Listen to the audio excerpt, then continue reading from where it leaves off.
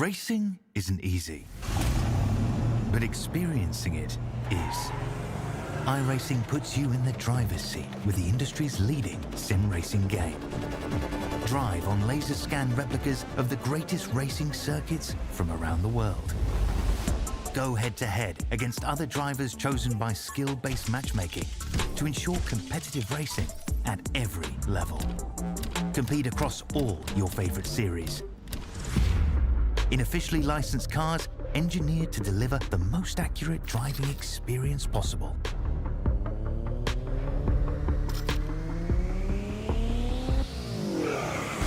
Join a race or host your own with players from across the globe. Race against the computer or in a league with friends. Feel the thrill behind the wheel. Visit iRacing.com.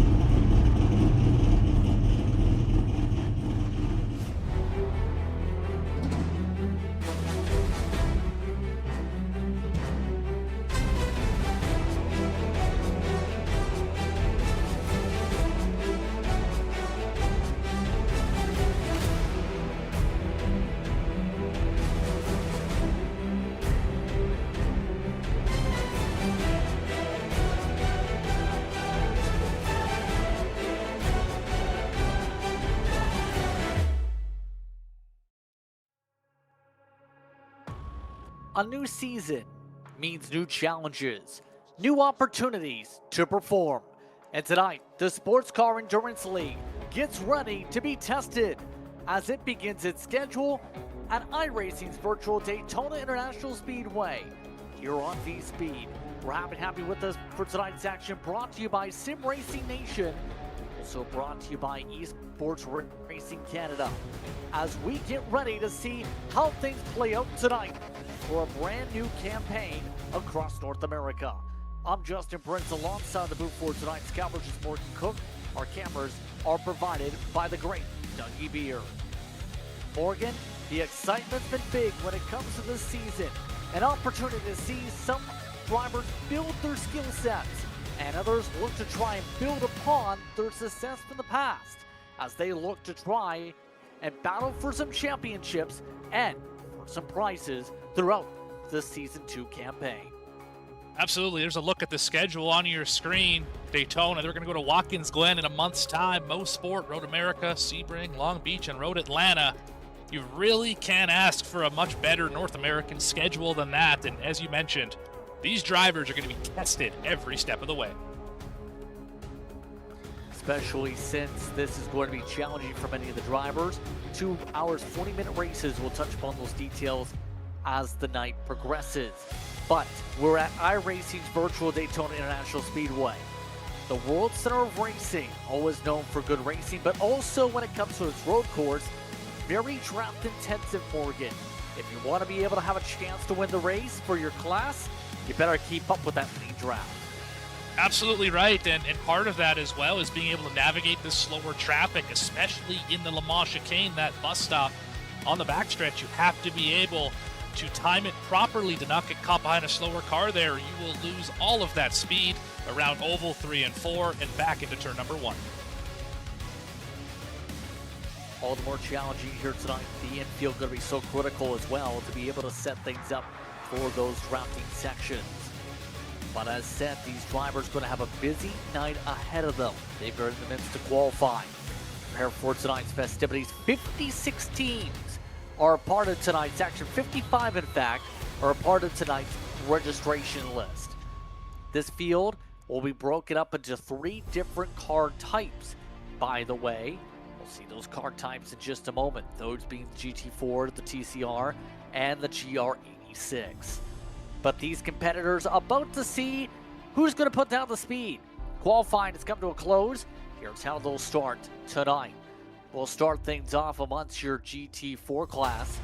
Those drivers start off with Texas Speed Sim Racing White up at the head of the field. You also have Rapid Theft Racing. They'll start in second.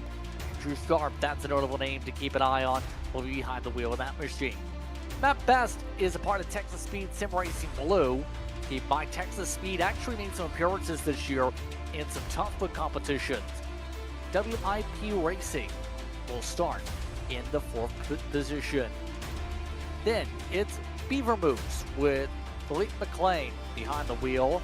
Then you have Mike Almeida, who will be driving the E-Brake Boys machine, 2 Canadian-based organizations. Next up in the running order, you have Thunk Esports Motorsports Sim Sports Racing powered by Bud. A very wordy race name, but they fit the memes as the paint scheme shows. Alpha Trout Challenge. We'll have Zachary Leibold next to him in the 8th position. Rounding the top 10, Zachary Lovelace. Keep an eye on his speed as the race goes on with Kyle Bassett next to him. He's in an SRM Esports Gold entry. What's your top 10, Morgan?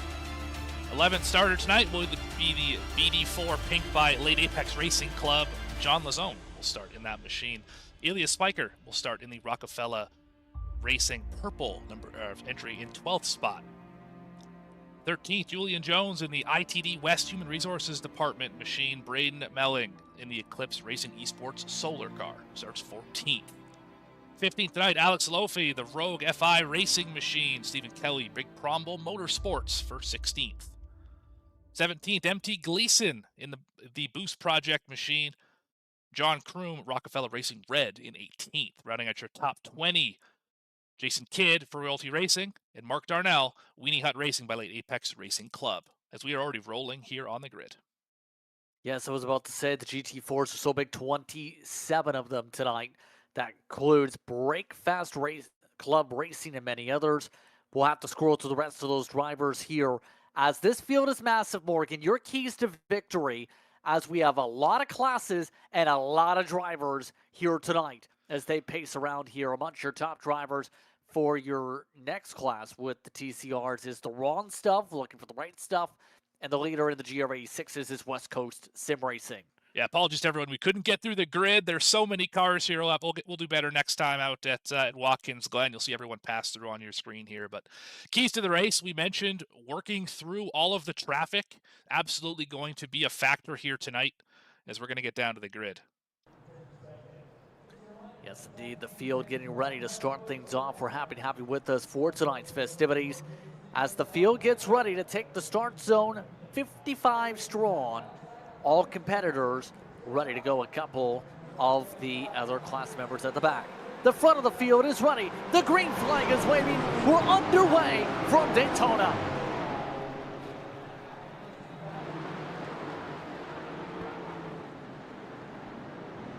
"55 cars strong, making their way into the infield, heading up to the horseshoes as they make their way 2 by 2, trying to sort themselves out as quick as possible. So critical to keep it clean, as some drivers do not. A couple drivers slam into the Armco barriers. At least 1-2 crashes in the GT4 class later, as here come the M2s behind as well. Those M2s try and zip their way on forward.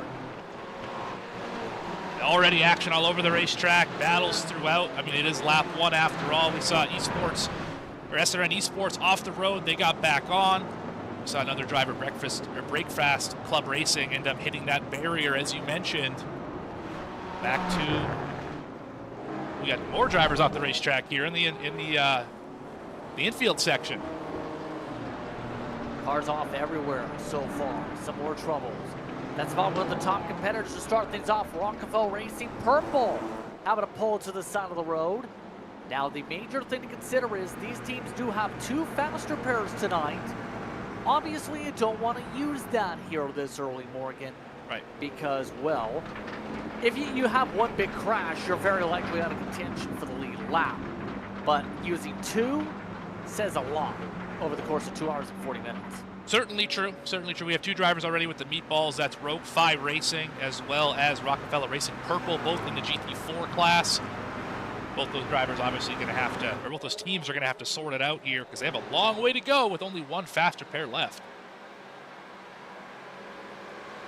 Absolutely. Here as we see a lot of these drivers making their way on through with the speed down the front straight to close up the first lap. How about Texas Speed Sim Racing White in the midst of the chaos, starting things off, holding things firm up the race lead. This battles like rapid shift, able to take second rapid theft, should say, with Andrew Sharp. One in P2, some of the drag races. But there's a lot of class distinctions here as we see some of the drivers in the Toyota GR6 having huge issues. Yep, in Le Mans, a lot of spinners down the back straight away. See if we can go have a look at this incident. I think there was 3 cars involved. Let's take a look at your V-Speed Instant Replay here tonight. As you can see, quite simply, it's all pavement now, but there are tire barriers instead of grass. That's a bit of a difference compared to the last time some people went here. This track did receive some graphical updates. Those tire barriers weren't here in the Daytona 24. And it looks like they hurt because that destroyed that race car that hit it. That's another meatball flag, this time for victory lap racing in the GR86 class.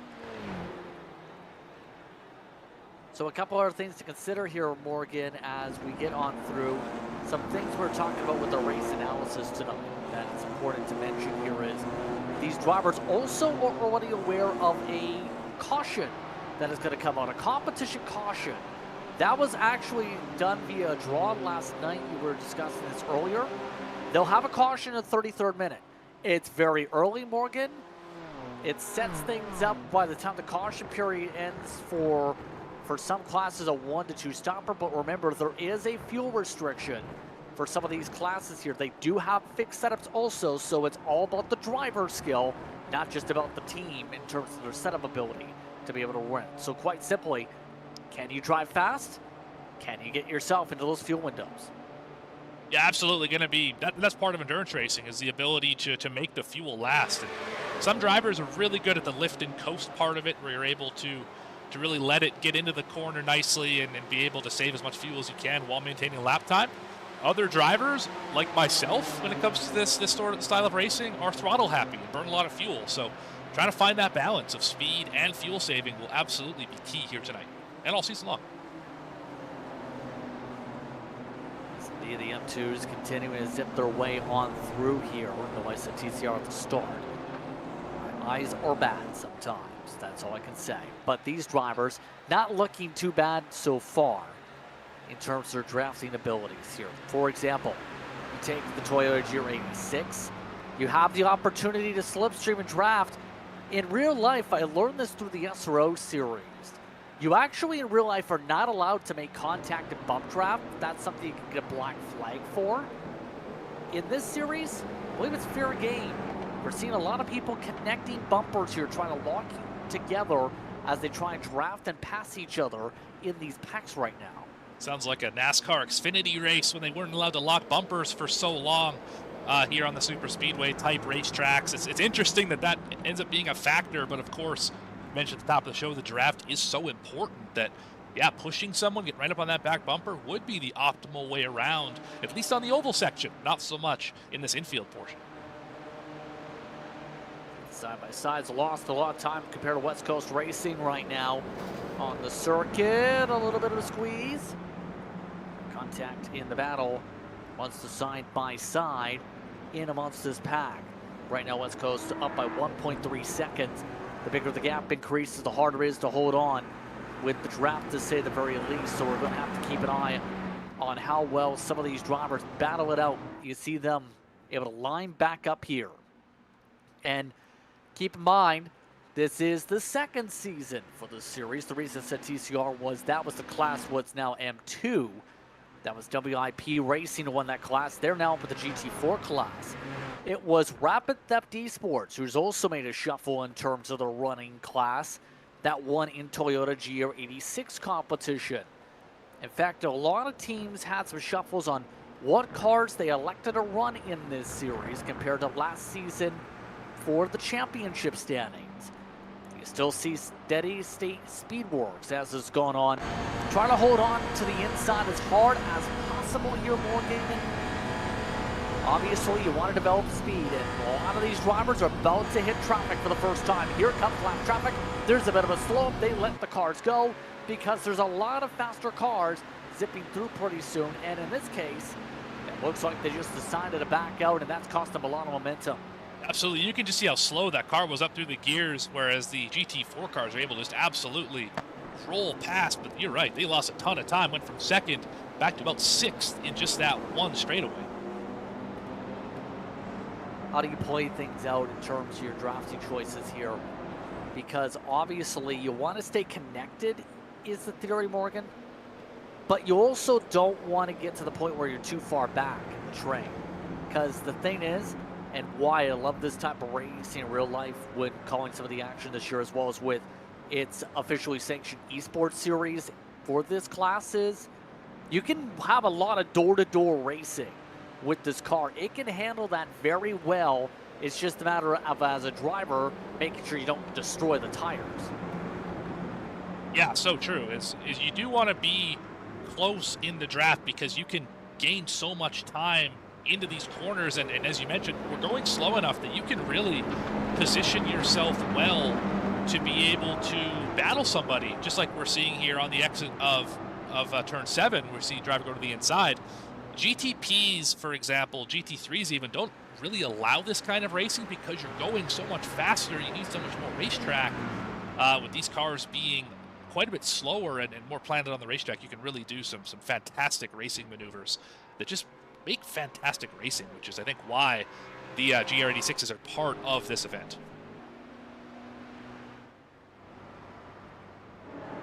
Absolutely. Take a look and checking in on some of the others. Meanwhile, this is amongst some of the GT4s that mean tactical paint scheme. So still fighting on track.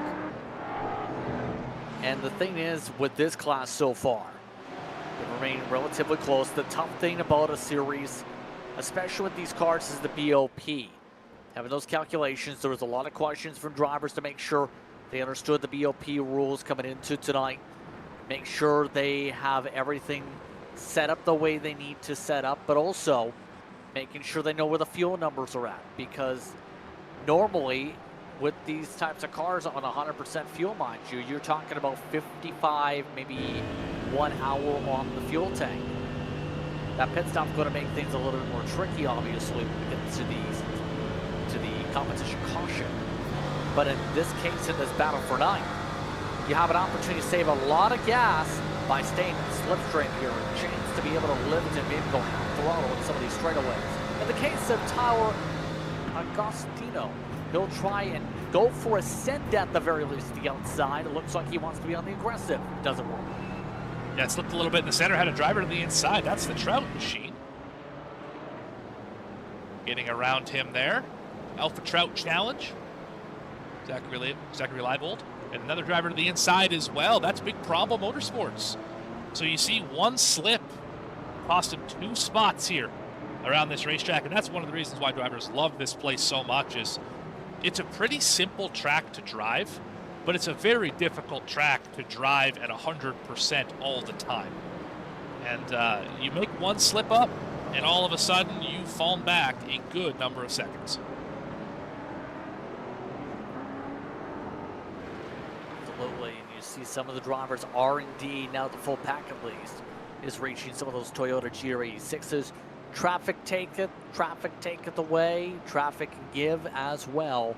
You have to be careful at this point here, because if you end up reaching the traffic at a very bad time, you can cause a very big stack up, Morgan, and cost yourself so much time on the track. Yeah, it's really more time you're worried about. I mean, contact is something that can happen, of course, but most of these drivers, I feel like, have the ability to avoid contact where it's necessary. It's really the time, because once you lose half a second, a second and a half, you end up losing that draft. You can no longer catch up on the straightaways here in this oval section. You have to then be basically elite in the infield to be able to even make it back to drafting range. So you really got to plan those moves around the slower cars as well as you can to avoid getting trapped. Also important here when it comes to this track, absolutely. As you can see how they handle slows the outside. It's already burned the first 10 plus minutes off the clock for those tuning in. Tonight's action again, the Sports Car Endurance League. Its second season. Kick it off for the SCEL tonight. The driver having some slowdowns here. Bit of troubles popping up. Believe that might be Steady Fast. No, that's the 431. I should probably correct. That is the Peter Racing machine that's slowing up a little bit. This is right in front of that lead pack as well.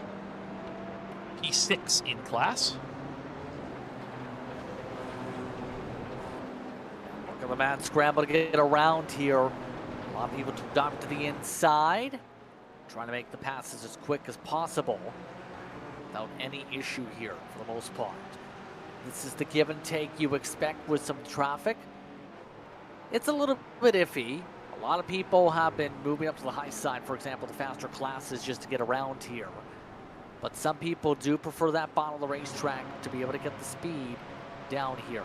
So take a look at one of the multiple different manufacturers available in tonight's field in GT4. There's a decent spread of manufacturers here in the field. BMWs, Mercedes-Benz, Aston Martins, Porsches, McLarens, and Fords all represented here. And that actually has its own characteristic trade-offs here too with the class. It certainly does. I mean, we're seeing Fords really start to move up the timing screen right now, as we'll get those manufacturers on screen for just a second. There we go. Now you can see them. So yeah, top two are Fords right now, and you got some McLarens and BMWs creeping up as well. But Ford seems to have the advantage in a straight line. It seems to be where they're the fastest. They're slower in the infield section. But man, are they quick on this oval kind of area of this racetrack. The interesting thing about the Ford side of things, though, is in real life, the North American program's just really in the midst of its development. It's just started to expand upon customer teams for 2026. They essentially had one SRO team and one IMSA team that ran Fords in 2025. Dohite Racing with the SRO side. I have to double check when it comes to the IMSA campaign. But the Ford program is still in the midst of actually developing its GT machinery in the North American races.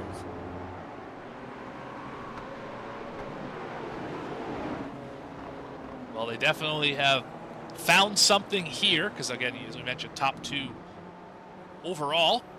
Doing very well in GT4 at the moment here. About 15 minutes into this one. Just under 2.5 hours, sorry. Remain in the race. Season opener here. It's still a long way to go, but here's another thing to consider. They do have the ability to make driver changes in this series. So there are 2 drivers per team, essentially. It's not just a full-out drive on out. It is the endurance side of things after all. So for a lot of these teams, it's not just about can your top driver perform, it's about can that second driver match, if not surpass that certain teammate later on as well. That's a part of the strategization for these types of races potentially too. We're going to have to keep an eye on throughout the season. For a lot of these teams, there's big spreads in terms of IR. You have some drivers new to the platform in the AM side of things that are in the 1400s, let's say, in IR. You have some pros that are in the field or pro adjacent near the 6,000 to 7,000 range. So you have a wide spread of competitors in terms of their abilities, in terms of I-rated side of things, but also that we'll see a lot of drivers in turn have to learn, as some drivers will have to dodge some incidents, a bit of a spin that time through. So zip on by as they go through the West Horseshoe. That was McLean. Yeah, let's have a look here at Beaver Moose. Obviously going around there for a moment. I think it was in the kink they had their moment here.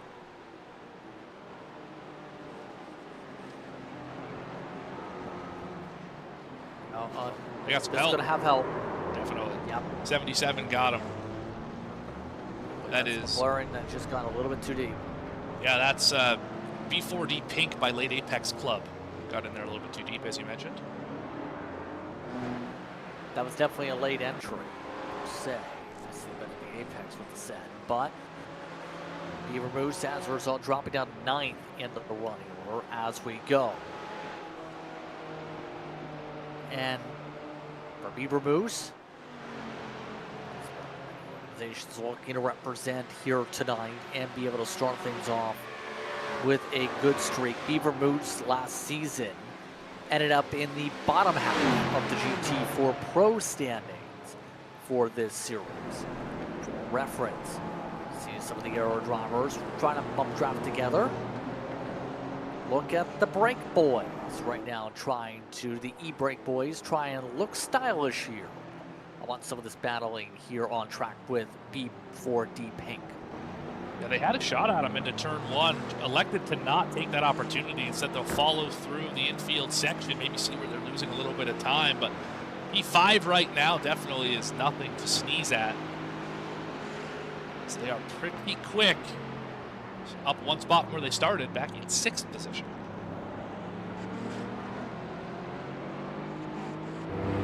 Yeah, it's so difficult to claw your way forward over the course of the race. That's why it's so critical to get good qualifying, Morgan.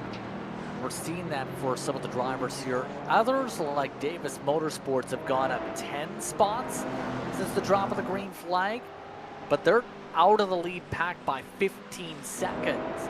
That's a massive difference over time. Robert Davis of Munso's doing a good job to be able to pick up those spots and showed his ability to cut through traffic here.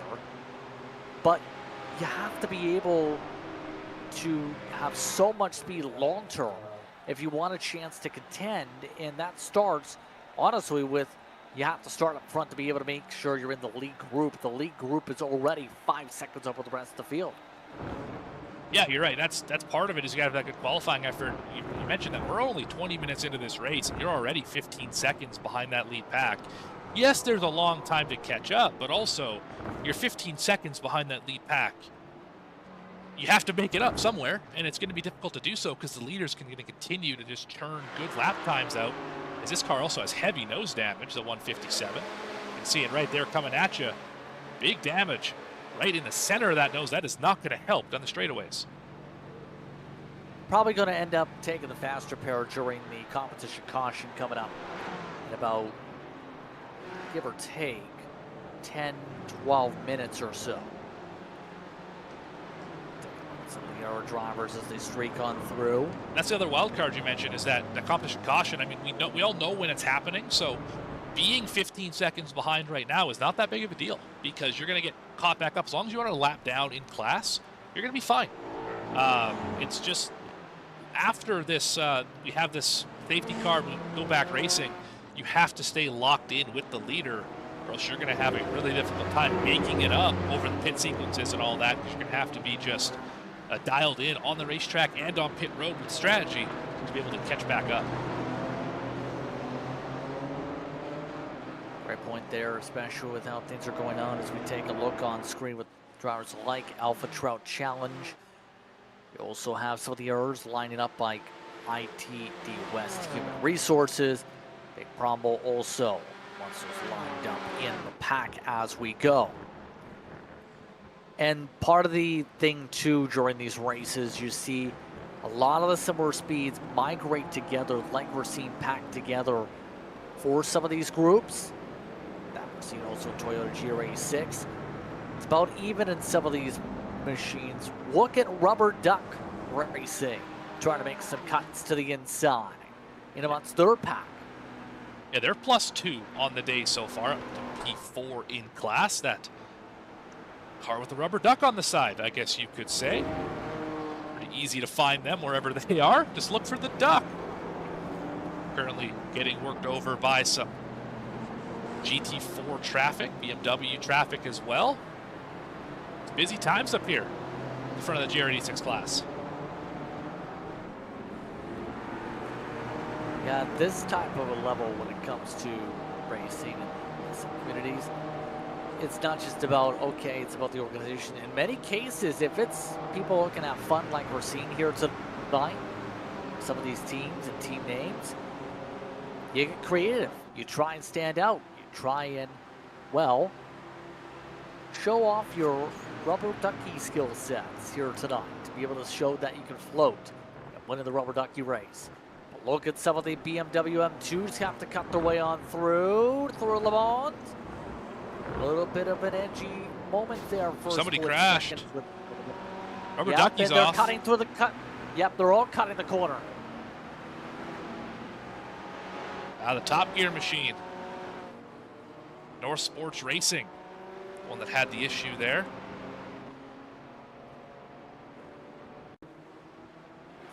Here you can see the lights trying to point through.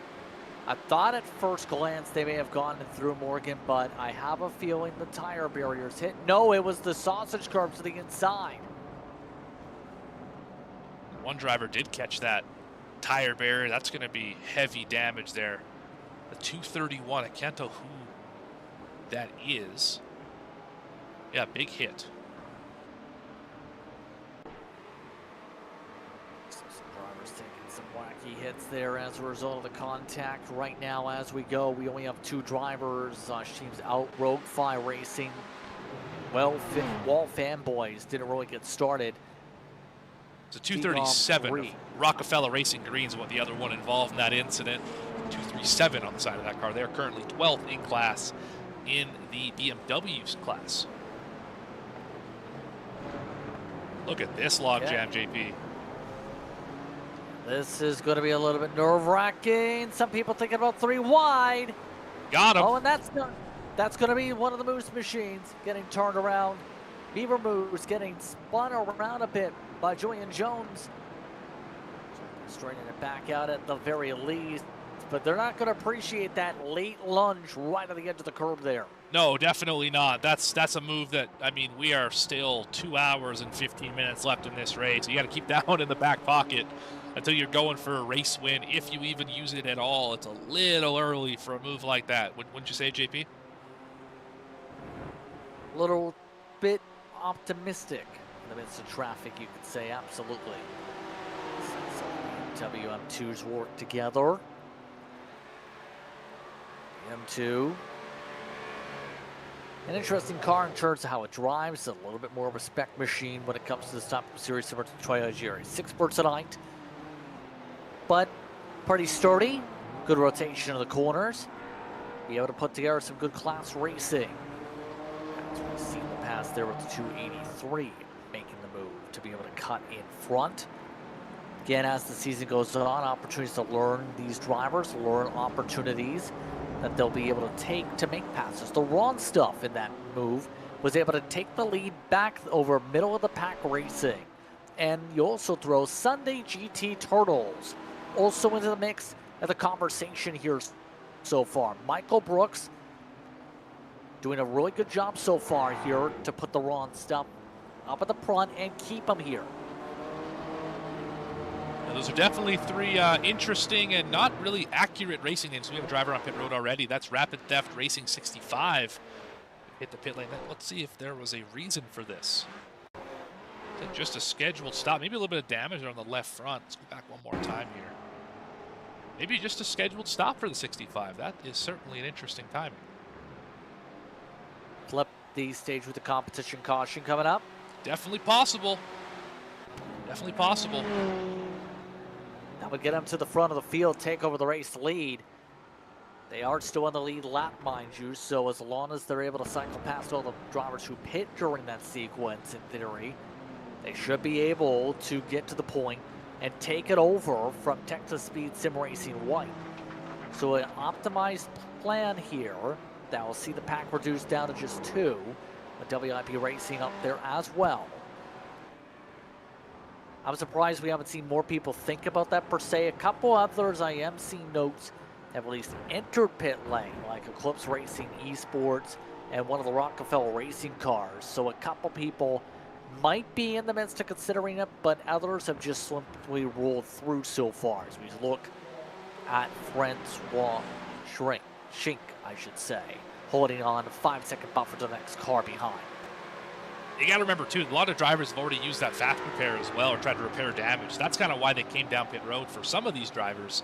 Yeah, I haven't seen many on a fuel strategy sort of move other than Rapid Theft 65, obviously, that we just saw. Now he's going to work through all this traffic.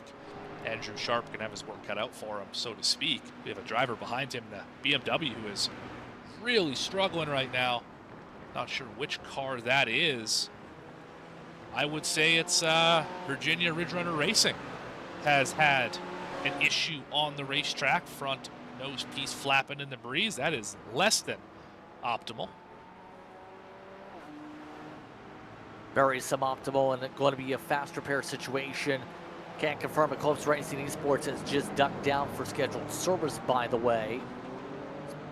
Going to well and alive with the drivers knowing we're already almost 30 minutes through. Caution coming at 33. We're about 5 minutes out from the competition caution for this round. So at this point here, take a look at some of the yards as they group together here.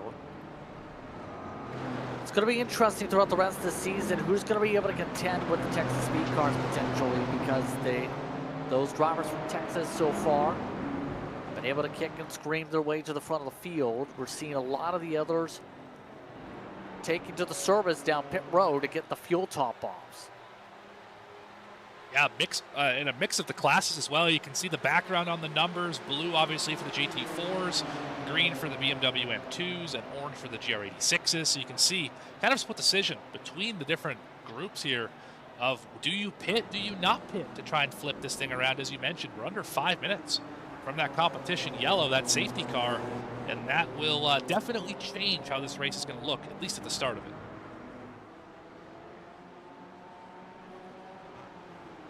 So critical to be able to think about with this as the flurry of pit stops continues for some drivers towards the middle to backpack. Some of the BMW M2s also cycling on in, like Croc, like North Sports Racing coming down. Rockefeller Racing, one of their entries, have already peeled on down pit road. They've been down there already 36 seconds, already just leaving the pit stall right now amongst them. So this is the flurry. The tough thing is, you got to make sure you stay on the lead lap to really take advantage of it. You don't want to lose the lead lap to the leaders. Put yourself on the back foot track position-wise. By the way, as this has all gone on, things have gone dominatingly swimming in Toyota GR86 for some. Let's go Sim Racing up in front by 5 seconds. They've continuously dominated this class so far. You know how hard it is to pull away at Daytona on raw speed from the rest of the field? We're seeing that. West Coast just so good at attacking these corners. It's a mindset, really, more so than just driver skill. It's the mindset to go out there and attack, as you mentioned, push, charge, whatever you want to call it, every single corner without slipping, because it's those slips and that overdriving, that's what really costs you all the time. It's not necessarily a lack of center of the corner speed. It's you overdriving the entry or trying to throttle up too soon or whatever have you. To be able to routinely hit apexes and entries and other brake markers where you need to, lap after lap, to be able to build a gap like this is super impressive. I keep my eye on that 24 the rest of the way tonight.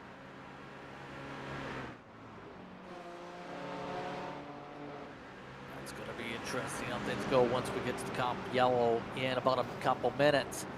Race leaders just pit right before the gun for that stop. Texas Speed, Tyler Thomas in, Schenk is in, Almeida's in, Lazon is also coming down, McConnell, Bassett, Leibold, Kelly, Jones, all of their respective teams, all peeling down, and we have some making driver changes as we get the pit stop window opened up here. So they get it just in time here, and I'm not surprised to see this because they've just now closed the pit entry right now. They just beat it. That'll make it so that one of the GT4s will not be able to pit. It's V8 Vengeance. They were just a little too far behind. They will have to hit pit road here under the safety car, I would imagine. They are the only car who did not pit under this sequence. Yeah, a lot of the M2s didn't pit either. Like the wrong stuff, middle of the pack, Sunday GT Turtles, that lead pack didn't come down. We also have some drivers like Maximum Effort who didn't peel in. A lot of that class didn't get the chance. V8 Vengeance right now, they've been running towards the mid to back pack throughout this entire race. Now up 22 with this. However, everyone else is on the lead lap, so they're likely going to cycle back to the tail and have to get the work done all over again. Less than a minute to go until that stop here. Of note, by the way, Davis Motorsports lost a lot of time in their pit stop sequence. 59 seconds under the gun of the pit stop. Looks like they had some issues in terms of potential speeding if they were that far gone. Remember, they had that massive nose damage. Taking 36. Right, they had the big dent in the nose. I think they just elected not to take a fast repair. Instead, they got that 30 seconds worth of damage fixed right before the safety car. They're not going to lose that much time based on that strategy move. Good point, possibly here. Maybe thinking about the damage repair. Yeah, we'll have to see. But the rest of the field. There it is. No dent in the front. Yeah, I was able to fix the car up. Still on the lead lap, believe, as well. Also, one oddity, it looks like Texas Speed Racing Purple has wet tires on. I don't know if that's a telemetry glitch or if they actually have wet tires on as we have hit that safety car.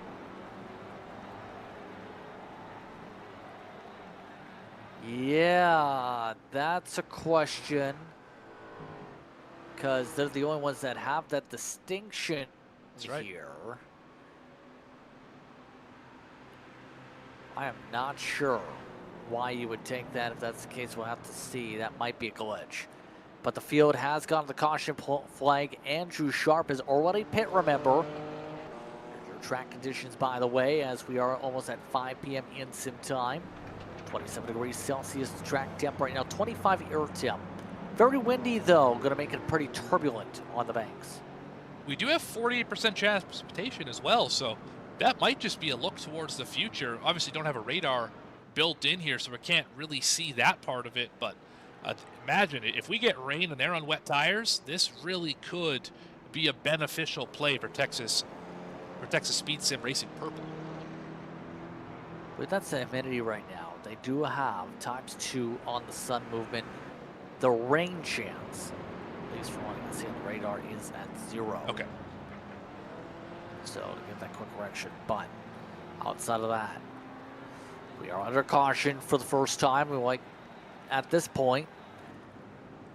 Good time to be able to remind you that tonight's action brought to you in part by the Almeida Racing Academy. Want to get actually fast? Julio Almeida is launching the biggest update of his career, the Almeida Racing Academy 3.0. This isn't just theory. He is packing everything he's learned from coaching. 12,000 students, 3,500 one-on-one sessions, while also becoming a Radicals champion and racing at the top level against factory drivers and world champions. His coaching has evolved, and the results are real. Academy students are winning in top-tier esports and even taking real-world trophies, like in the 24 Hours of Barcelona. The new Almeida Racing Academy 3.0 is a single membership that includes everything. You get all his premium online courses, like the Motor Racing Checklist, which used to cost $200, by the way, combined with the Academy League, workshops, group practice sessions, and integrated telemetry tracking. It's all on a brand new platform built from scratch by Solio's team. They've even included a new braking exercise feature where you can practice your precision right from the website. Again, I'd like to thank Almeida Racing Academy for being one of the sponsors of this season's action here in the SCEL. So again, under caution, majority of the field already have taken their service for the first time here which essentially would be your short pit for this type of race. But these caution periods can take a bit of time behind the safety car, keep in mind here on iRacing. So this will take us for sure under the 2-hour mark, Morgan, at minimum. But it does flip the field with Andrew Sharp so far driving very well. He was able to actually take a less time at the pit stop with 3 laps difference on the fuel tank to be able to also have a little bit lighter of a fuel load maybe in the rapid depth machine in his machine to see, can he keep himself up front here compared to the Ford? Yeah, definitely going to be interesting to see if that gamble pays off. I mean, it could have just been a pure track position play. Remember, he was not running in the lead before that sequence, if I'm not mistaken. So might just be trying to get that clean air, and maybe that will help him in the infield section. I think that car's a lot more nimble than the Ford is anyway. Be able to kind of counteract that straight line speed on the oval section. But yeah, I think less fuel definitely is going to help here. Problem is, you can't go as far because you have less fuel. So might hurt him on the back end. Well, we'll have to find out. It's going to be a slight difference on strategy, absolutely, here for him. But if it works out, it's going to be very helpful. By the way, pit road isn't open yet. That's why we are still pacing around here.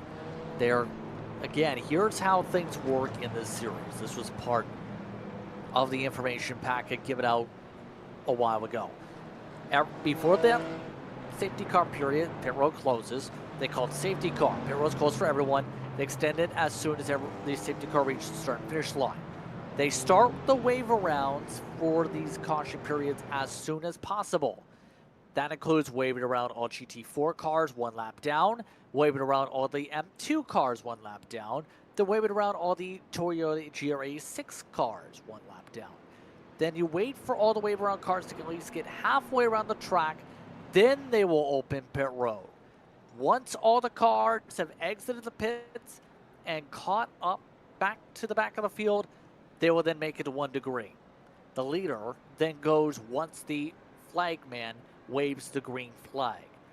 So quite simply, some series you have pit stops and then wave arounds. This series has wave arounds and then the pit stop. So they want to make sure everyone's on the same lap and no wave trickery around happens just with crashed. We just saw a wave no. around crash here. You can see him on the left side of your screen. Oh my goodness, I can't tell who that is. Wow, that is a massive mistake. Let's go back here on a replay. You can see him kind of barrel into the bus stop here. See here in just a moment. There it is right there. Overshot the entry. How do you crash on the wave around is all I can say. I mean, you mentioned trying to get that half lap ahead. I mean, you want to try and make as much speed as you can on this wave around to try and get, more pit stop time done, and over pushing it just ever so slightly under these pace laps. I mean, that is definitely going to be going the low light reel for that driver. But I mean, that's just a real demoralizing kind of incident to happen right there.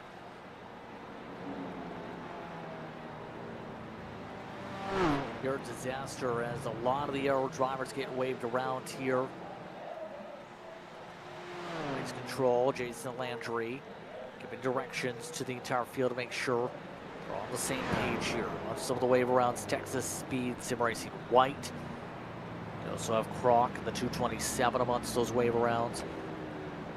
Many others still working their way through, including North Sports Racing, Rockefeller Racing Green, Virginia Ridge Runner Racing Victory Lap. Amongst the teams, they're all given wave around sequences during this caution period. What stood out to you so far in this race? It's been, for the most part, outside of the fact we just had a crash, we've had maybe one big incident this entire race so far, Morgan. So far, so clean.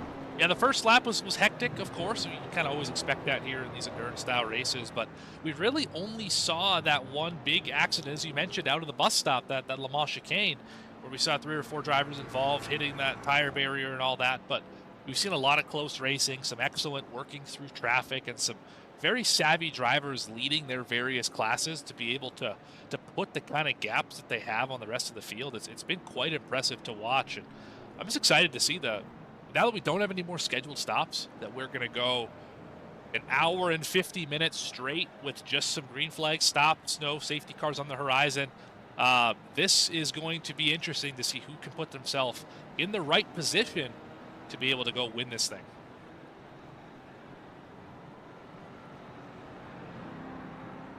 Indeed. So to give a quick rundown on how they are right now amongst those who have pit. Rapid Theft, WIP, E-Brake Boys currently set to be third in their class amongst some of the drivers in the GT4s, their top three. Also up there, E4D Pink and Texas Speed Sim Racing.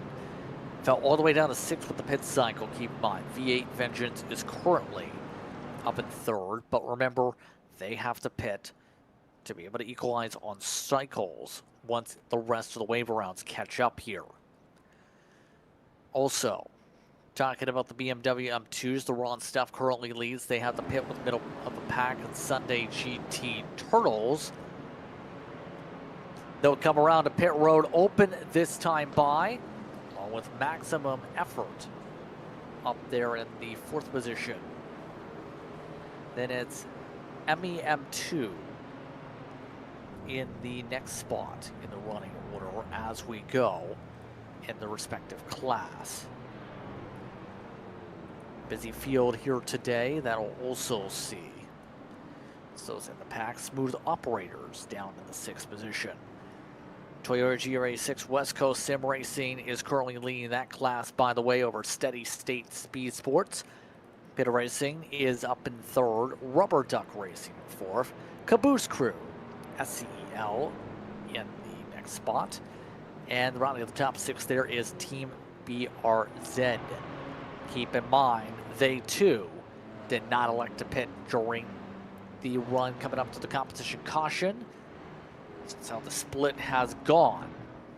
And we'll see where they come down. Keep in mind the fuel limit in the Toyota GRA6s for this race tonight was 62% on the BOP adjustments. As we have some split strategy. Steady State did not come down. Everybody else in the Toyota GRA6 is at least thinking about, if not already starting to peel down.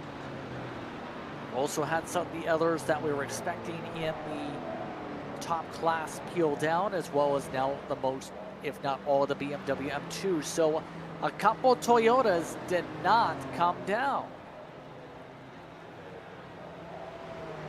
Yeah, that's curious, certainly, that to not take this opportunity. I mean, this is a gift-wrapped opportunity to get service done to your car, get the damage repaired if you have it, get the tires, get the fuel. So we have a driver with the black flag here. That's the 289, possibly speeding on pit entry. Could be the charge on that one. But, I mean, I just don't understand why you stay out any longer and not use this opportunity to pit, because, again, you have a golden opportunity. Everyone's going so slow. You're not going to lose as much time. Track position, yes, but not the actual, time to the leader. So I find this curious, certainly.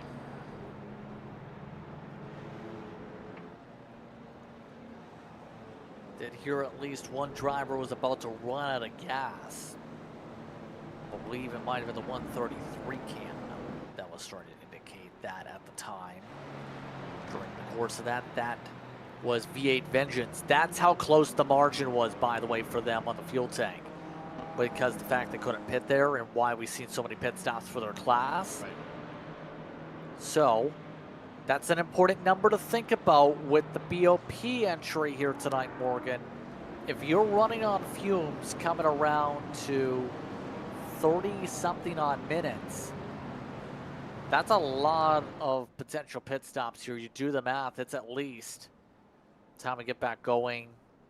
1, 2, 3 stops maybe, if that number is correct, based on what V8 Vengeance's fuel number was for GT4.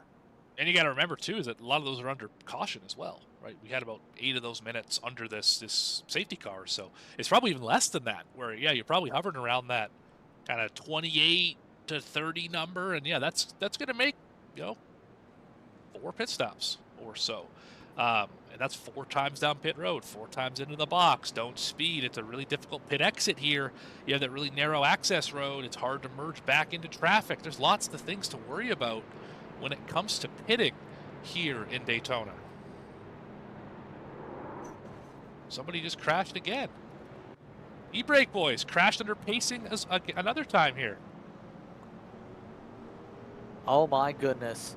What else can you say? That is stunning. Let's have a look and see what happened here. We just saw them. We were just on board with them. Trying to warm the tires up. I think they may have just caught the apron. Maybe the banking wasn't working for them. Yeah, clipped the apron. Around it went. Heavy nose damage, too. That is not a light hit by any stretch.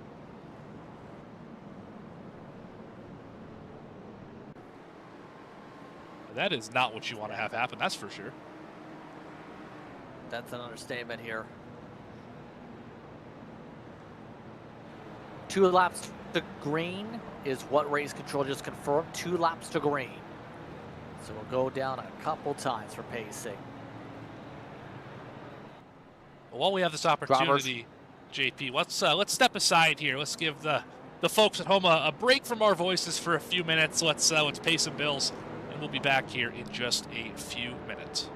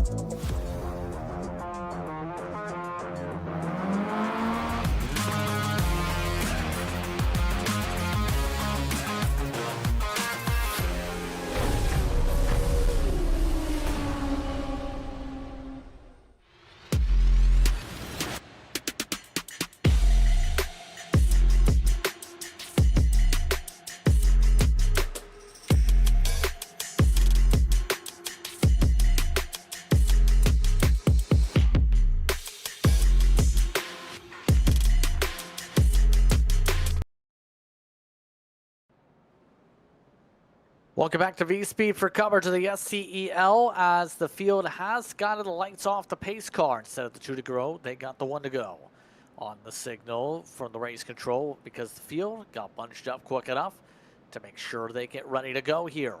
Justin Prince alongside Morgan Cook, using cameras provided by Dougie Beard for tonight's coverage, as we get ready for a restart with about an hour and 50 minutes to go on the clock here. So far, strategy, the name of the game. Pit stops already taking place for just about the vast majority of the field, and now we get ready to see what happens off the restart. It's been a great race so far. We've seen a lot of tight battles throughout all the classes, trying to pass the different classes. It's been a lot of fun here, and very few incidents. Actually, we've had more incidents under pace laps than we have under actual racing conditions here, as you saw just before that commercial break. So, lucky for these drivers, no more scheduled safety cars. Shouldn't have any more full course cautions. Should simply be just racing to the end of this one under the green flag. So we're about to find out, though, JP. This is going to be a whirlwind of an hour, 50 minutes. It's going to fly by. It's about set to go, as it looks like got some maneuvers here with the pit stop sequences and with how things got waved around. A lot changed up front, but the field is ready. The green is out. We're back underway. Already some of the lap traffic making sure they move to the high side. don't cause any problems here. Some of the drivers we were expecting towards the front, interestingly, not up front per se. So already some heavy battling as they try and sort themselves out with the horseshoes and a crash at a bad spot. Oh, that is not, you're right, that is a bad spot for this. They're still wrecking. Oh my goodness, we got a parking lot here out of 2. Wow. Absolute calamity, and keep in mind, 3 different teams in Rapid Theft Racing came down pit road at the time of the restart, Morgan. They were originally supposed to be the leaders in theory. That obviously changing with several drivers already having issues. V8 Vengeance sees one car go right off of the West Horseshoe. I think we're going to see that car here in just a second as they rejoin. Yeah, they're trying to rejoin right now. But we have drivers all over the racetrack. There they are. They broke the front suspension. That's Texas Speed Sim Purple. They were almost class leaders at one point in time. They're on the wet tires as well, potentially. Some heavy, heavy damage for the 166. So pure chaos has popped up here as now it's B4D Pink up at the point. They try and hold things up at the point as we go now in the McLaren. Quite simply, a lot can change if we don't get a good caution sequence, having mistakes, anything along those lines. And well, seen that for some of the top contenders, having to peel on down right to the restart. We'll have to see, though, if WIP Racing goes for the lead. They will. They aren't going to remain patient for the fuel save. They want to lead right now. I think the goal here is just you want to build as much of a gap as you possibly can. Of course, fuel saving is going to be important. We talked about that at the top of the show, but if you've got the raw pace right now, use it, because you might not have another opportunity to do so if you get mired back in traffic. And there's a big line of cars trying to chase down the leader here as we see SRN Esports Gold take a dive to the inside, not quite close enough. P4s will remain. Now, flurry of drivers are going back and forth around pit road, by the way. I'm not sure how exactly, but we have a lot of people who've gotten black flags here.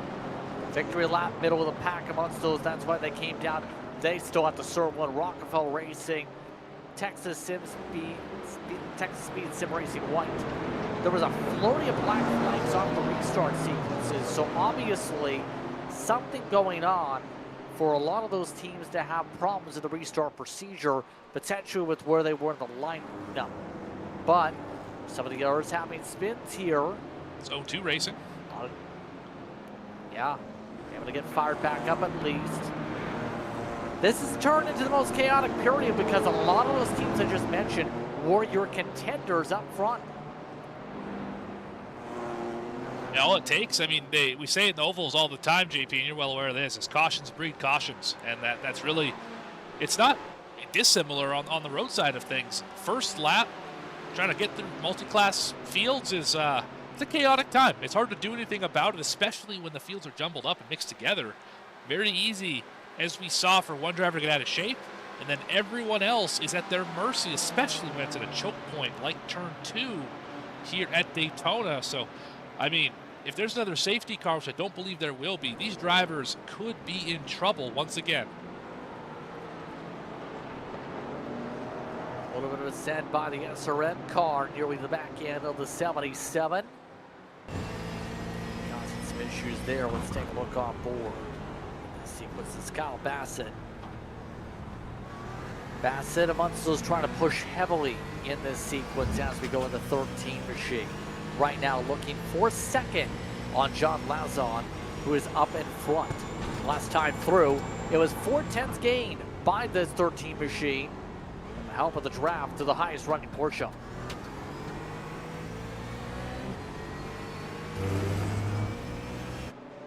Yeah, second and third, they were teammates for the Petit Le Mans just a few weeks ago for SRN Gold. So they know how each other drive. That's John Lazon and Kyle Bassett. They know how to kind of find the speed of each other. So curious to see the battle between 77 and 13. extremely curious, to say the very least. The Vengeance got off track. Heavy damage. Awesome. Let's take a look at what happened here. We see more of the angle here.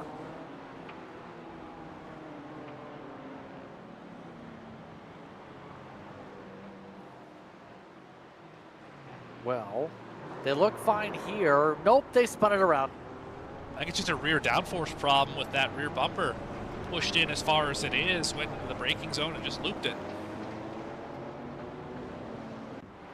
Damage can really impact the sensitivity on the car. They were 0.3 laps on the fuel mark, by the way, at the time of the caution flag. That's how tight it was for them. Take a look at the Mean-tastical paint scheme as it goes. And this is, again, that extremely lengthy team name that's now in the top 5. On our screens, the question mark, Thunk Esports, Motorsports, Sim Sports Racing, powered by BUD in Sim. Apparently, they have it as beer on the car. So I think they were just looking to stand out, have a bit of fun. They did unveil their car into the Discord earlier on today in terms of a lot of discussion, because there were some drivers discussing the opportunity. They were going with the defaced school yearbook 5 is what they said their aim was for that paint scheme. Well, they got it, I guess, if that was the goal. A lot of words there, JP. I'm not sure I followed all of them, but you can see on the timing and scoring, that white line in 5th, that's just their team name, folks. When you got a 45 character team name, it doesn't quite show up well on the timing and scoring. And standing out, they are definitely doing so here, running top 5.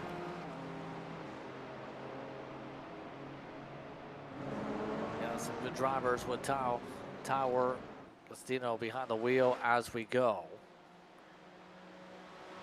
Pop in and look at some of the other classes here. Things have kind of shuffled up a little bit when it comes to BMW M2.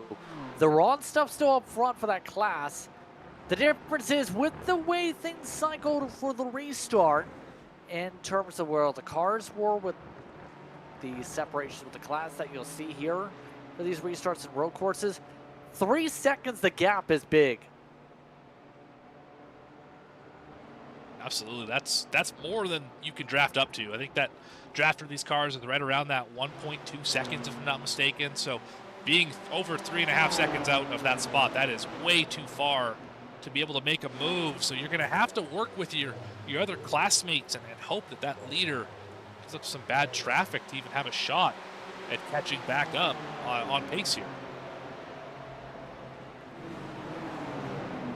Going to take a lot of coordination. Speaking of coordination, how about this with some faster traffic trying to make their way on through? This is Kroc. Also is trying to make sure they hold on here. They have gear 5 now in the M4 car that zipped on through on the faster class. That's them right there on the 101 machine just up the road. Right now 11th overall in car type. And that's the big thing that's going to be part of the shuffle here as this race goes on. With the way the in-sim time is worked out, it is November after all with daylight savings time. It means we're already in the midst of darkness. The in-sim time's almost 6 o'clock. But then being times 2, it's going to get very dark by the end of this race. Yeah, something that I'm sure drivers are prepared for is using those headlights and making sure that you navigate this racetrack, which is fairly well lit, I should also mention, under the guise of darkness. I mean, the oval obviously is well lit. They run the summer race in NASCAR here under the lights. The infield as well has, I don't know if it has any lights, but it's pretty well lit still, so that shouldn't be much of a factor. The problem is you don't want to get any nose damage, because that will bust those headlights and make it even more difficult to see out here. You can do that with some hard contact around this track. That's a bit of a snap around, nearly. Good round for Kroc. Hold on as look at Sunday GT Turtles taking the chance to leapfrog. Some of these drivers getting some huge boosts to draft in some of these faster classes here. You can see just how much Sunday GT Turtles is trying to utilize them to leapfrog and bring that green and black machine in front. All while that will see them to the outside for the in and out. Have a preferred line right now. Will they have the run off the corner? No. Turtles got that spot, rolled the high side a little bit better, got to the apex faster, and they will now take that spot away just for the moment as we head down into the horseshoe. And keep in mind, it was discussed by some of the drivers when it comes to testing. They were told to make sure they manually added a -5 power boost with the BMP. There's a little bit less power in those M2s here tonight compared to normal, so that will bring them to be a bit more draft dependent in theory as a result. Also tucked up right here as we see the one Texas Speed Sim Racing machine. Right now, trying to find a way on forward again. Texas Speed keeping up with WIP Racing. This entire top 5 has stayed close within 1.5 seconds. And that's exactly what we talked about earlier, is you got to stay in touch.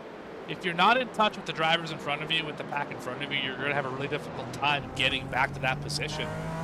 Here we are riding on with, as you mentioned, the one Texas Speed Sim Racing Blue. And as we work through traffic, they are still very much in contention here to go get the lead, as SRN Gold is currently the leader, and they are that silver and black car, about 5 in front. So it's very much in contention for all of these drivers. That's going to be the critical thing as this night goes on, is keeping up with those packs. Chance to be able to win here. We talked about the importance of being up in the front of these draft trains. Right now, Kyle Bassett is the one in front of the train as we go. And it's good to have Sim Racing Nation a part of the connections here tonight. You see their logos all over that car, by the way. Esports program. Amongst some of the various things talked about coming into this season when it comes to this campaign is they're also amongst those that have been able to break through this championship, but also are proud to sponsor an award. They're actually sponsors of the Ironman Award for this season. SRL Esports is for season 2. We're quite simple. You need to be the team with or equal to the most laps completed during the season.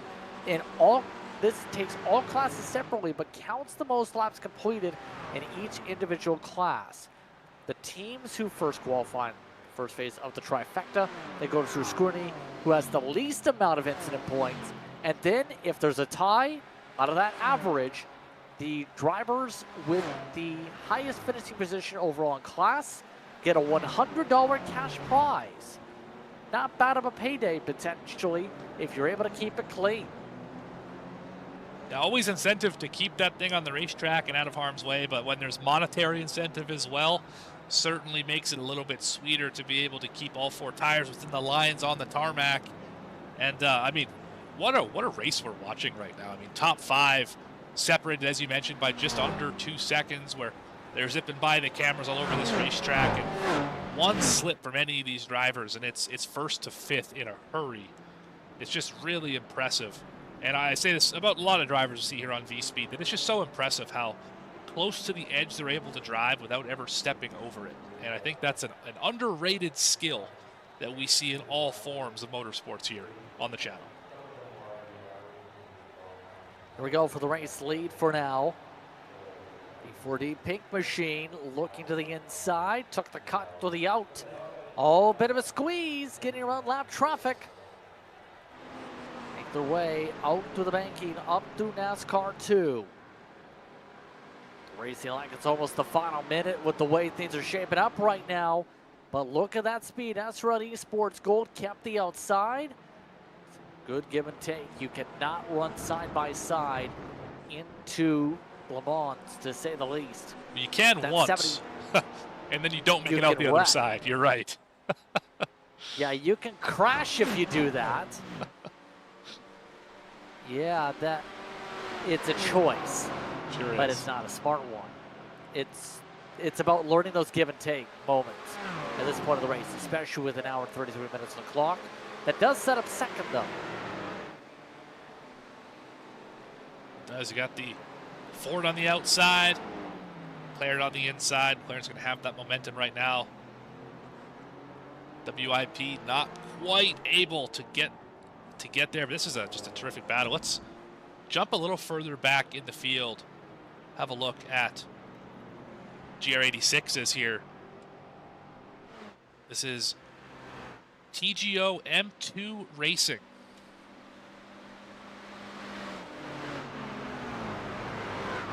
Right now, fairways back from majority of the packs. See Wayne Newman just driving along, trying to maintain distance right now as they go. They're working with teammates. That's the bright side for them. Trying to figure out a way forward here on strategy. So far, these drivers in this group, about 9 or so minutes onto the fuel stint. Here's the big thing, though. Your top two in this class for the Toyota GR86s have still not ducked down yet. Steady State and Caboose Crew both are yet to peel down. They're 27 laps into their fuel stints.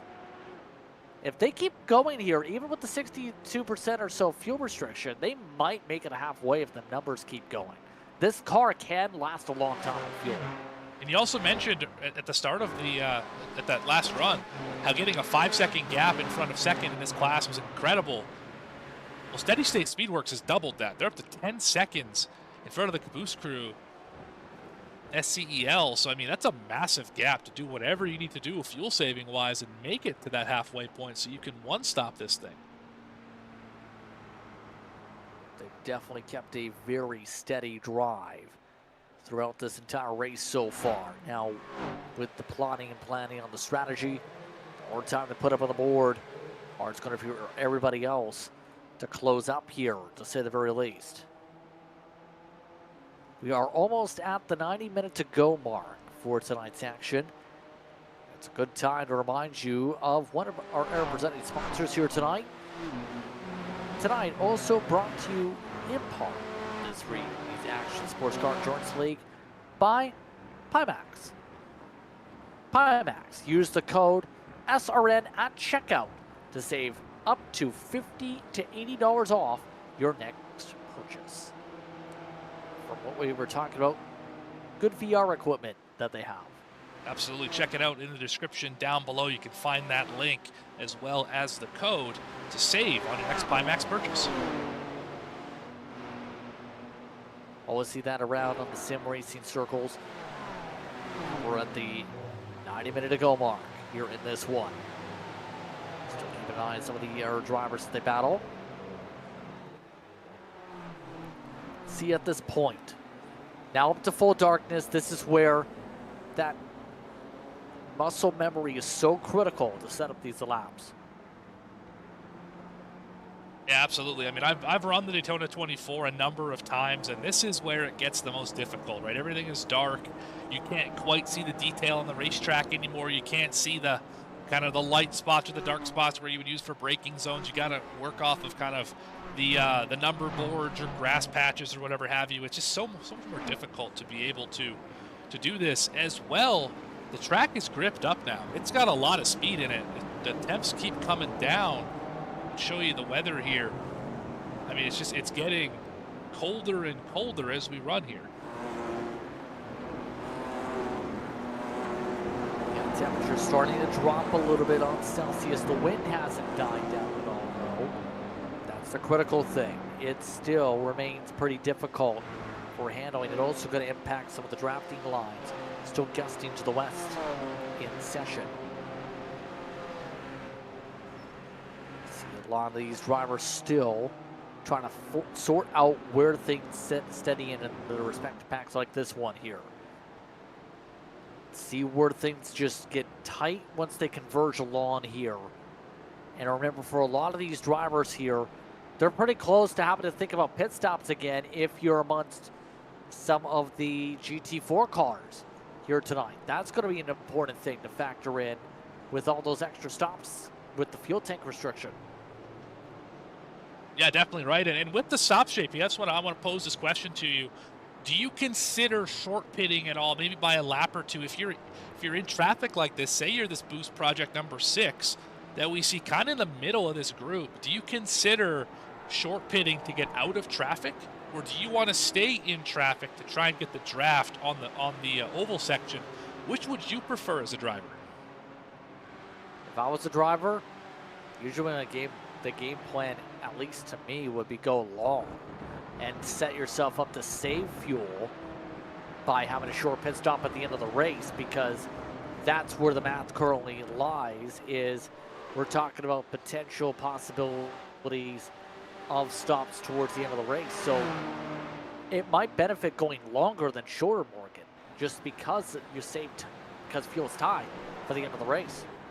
Yeah, definitely a good point there. And yeah, a lot of different strategies at play, and drivers really have to be, for one, you got to be conscious of what other people are going to do, and two, once you commit to a strategy, you have to fully commit to it. That you can't be wishy-washy on what you want to do, because that's when you get caught in that kind of no man's land section. That's when you really lose time. Is you were going to run long, and then someone else decided they were going to short pit, and you kind of panicked, and now everything is off for the rest of the race, and you're not going to get a chance to get the steel bunch back up again. So you have to be able to be committed to whatever strategy you want to run on.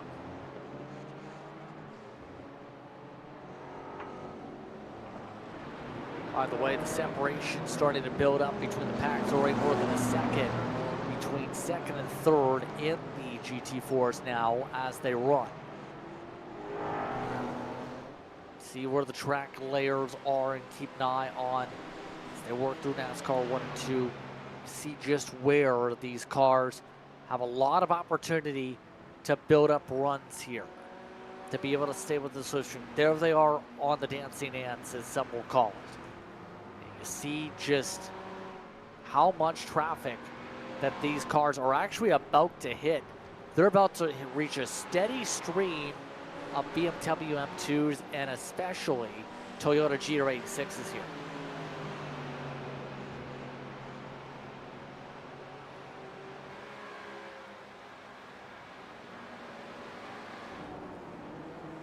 Some of the BMW class cars as we go on here. Only a few drivers in this class are on the lead lap.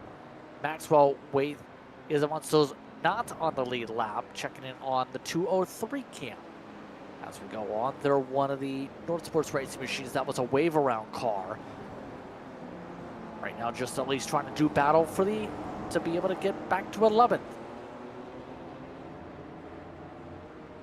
They're currently running in the caboose of that BMW class, P12. Still in touch to be able to get Rockefeller Racing Green, which is just in front of them.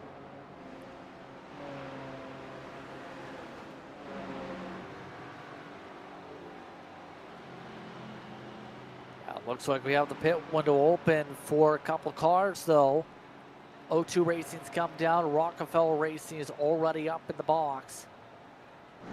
Elias Spiker is amongst those in. The window is open. Those are drivers in GT4.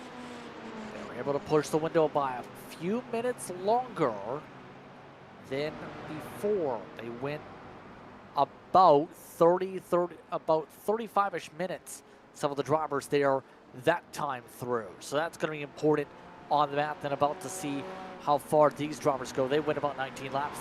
The lead cars are about to reach 19.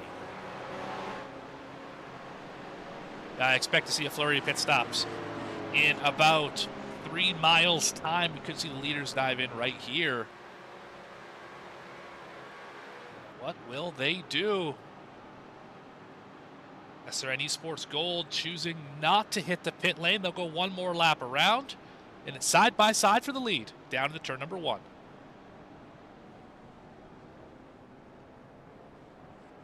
Air poke there, and Kyle Bassett able to hold on for now as things continue to fluctuate.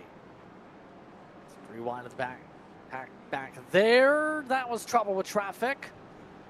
And thunk going bonk. They lost the draft as a result of that squabble. There's that traffic factor coming into play. They had to go somewhere, and now they've lost touch the back end of Texas Speed. Now, this could be an opportunity. If they can have a really good pit entry, you might be able to make that gap back up. It's only just over 1.5 seconds here. If you can really get into the box well and get off pit road well, you could catch back up here. And that's kind of what you're going to have to focus on, because you did lose that draft, at least at this point in the lap.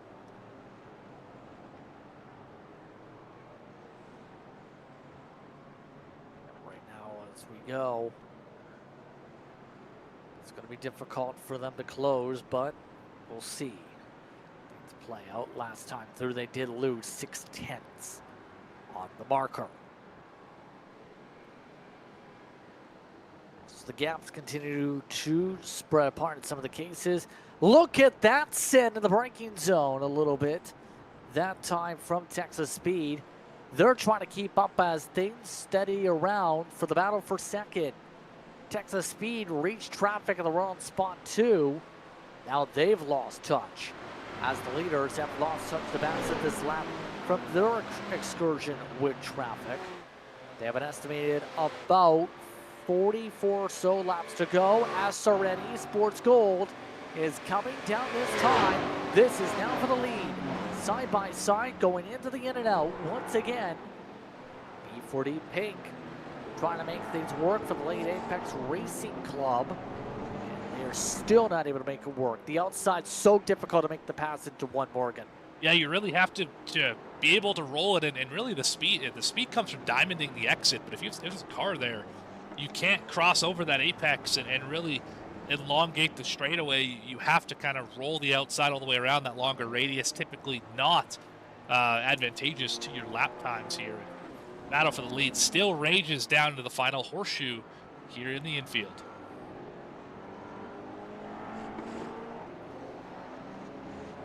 Look at that push right now that John Lazon is trying to go for at the moment. Big issues Huge here. crash. V8 Vengeance, don't do that. That's across the racetrack. Trying to back it up and get to the side of the road. That was dangerous. One more back here. Let's see what caused this issue here. The 133, ever since that safety car, has really gone in the wrong direction. Yeah, almost ran out of fuel on the pace lap under caution. And now, Le Mans claims another victim. Right there, just cut too much of the curb. Snaps them right into the outside safer barrier. And then, this is a tricky spot. They think they're going to be in the way on the corner exit. They want to keep going. They try and find a pocket here. As you can see already, cars going to the outside of corner exit in the first place. In some cases to avoid. Then they eventually back it up.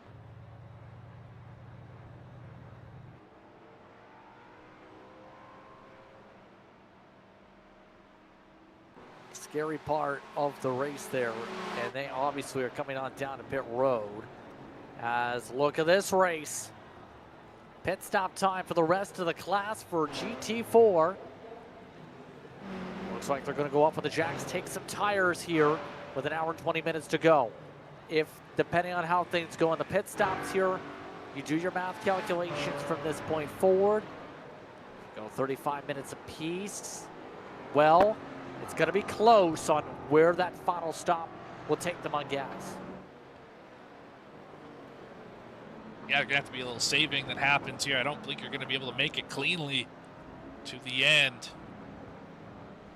As ITD West Human Resources Department is going to take that spot away for a moment. They're 4 laps deeper on this run than everyone behind them.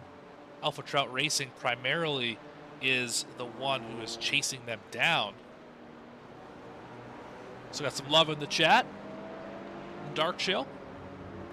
Apologies, Dank Shill. Big fan of Alpha Trout Racing. Zachary and Zachary. Putting a good run on right now. Zachary squared, you could say. You with could. Blind Bullet behind the wheel. Decent run tonight so far. Last time through they went through, they topped off.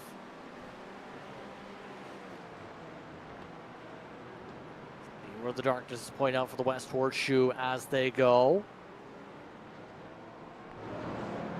Right now, the Texas Speed Machine, after the pit stop cycle, they ended up cycling behind the 26. Actually gained a few seconds in the pit cycle. Run Esports Gold is behind John Lauzon, but for how long? As a matter of fact, you know who cycled the farthest ahead? WIP Racing, who underfueled by 4 seconds in the pit cycle. Yeah, that's going to be curious to see how that plays out. Obviously, they wanted the track position, although they're now stuck in traffic, and that might all be for naught as they caught that BMW in a horrible spot down there at the bus stop. But oh, the Solar Machine's on pit road here. This is Eclipse Racing Esports Solar making their stop.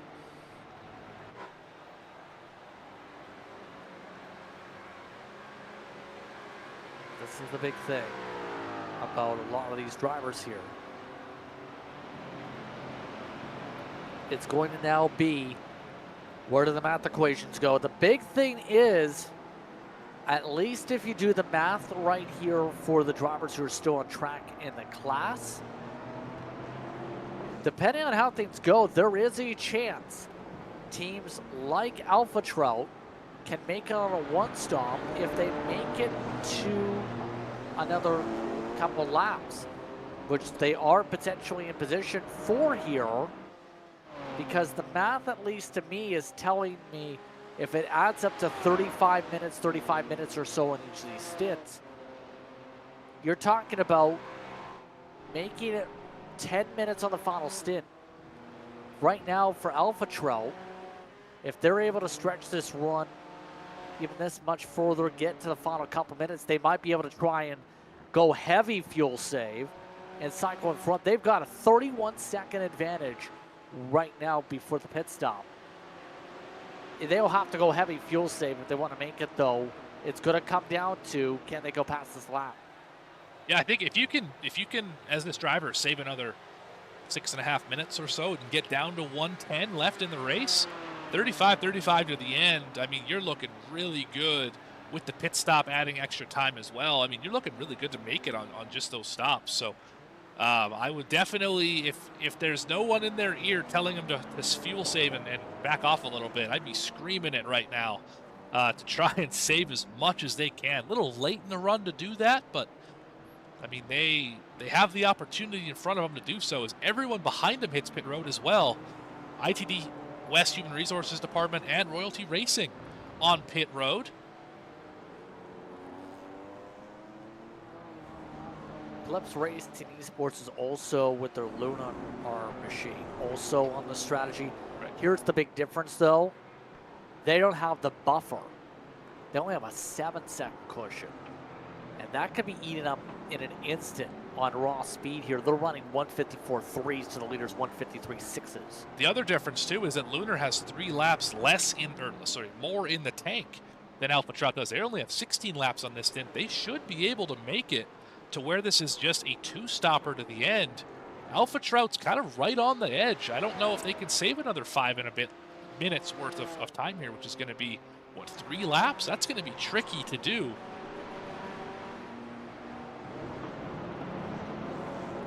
This is going to become a fuel strategy race, possibly, just with some of the number add up, because of when we went back rain, if it went our pace lap, might have been a much different race. Up right now into traffic. Texas Speed Cars getting the elbows out like Matt Best here. Matt Best swapping in for Daniel McConnell during the pit stop window. Best is one of the drivers that have made those top split appearances. 15-plus drivers a part of this organization for a few years now from Texas that have been able to represent well, as Alpha Trout can't go any further. Right now, the math says they'll have to save an extra couple minutes on the next pit cycle to have a shot.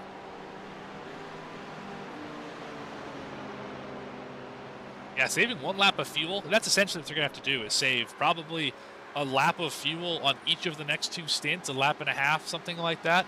That's a lot easier said than done at a racetrack where the draft matters as much as it does as Daytona here. So I hope that they can do it for their sake, but that is going to be very difficult to be able to get that done. Crossover, got him. Yeah, nicely done. Make the pass on the 77. Best now on the push. As Preston Lee also getting past possibly.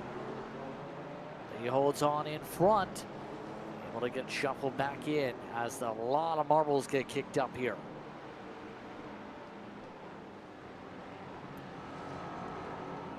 That's the thing about these battles here in this moment for many of these drivers is you have to be able to withstand the pressure. We're seeing a lot of that being built up here in these battles right now that these drivers have to deal with. Yeah, every one of these battles could be the last time you see that car in front of you, so you really have to be able to take advantage of it and push as hard as you can. Yeah, definitely one mistake here could cost you the opportunity to finish in that position you're staring at the back bumper of.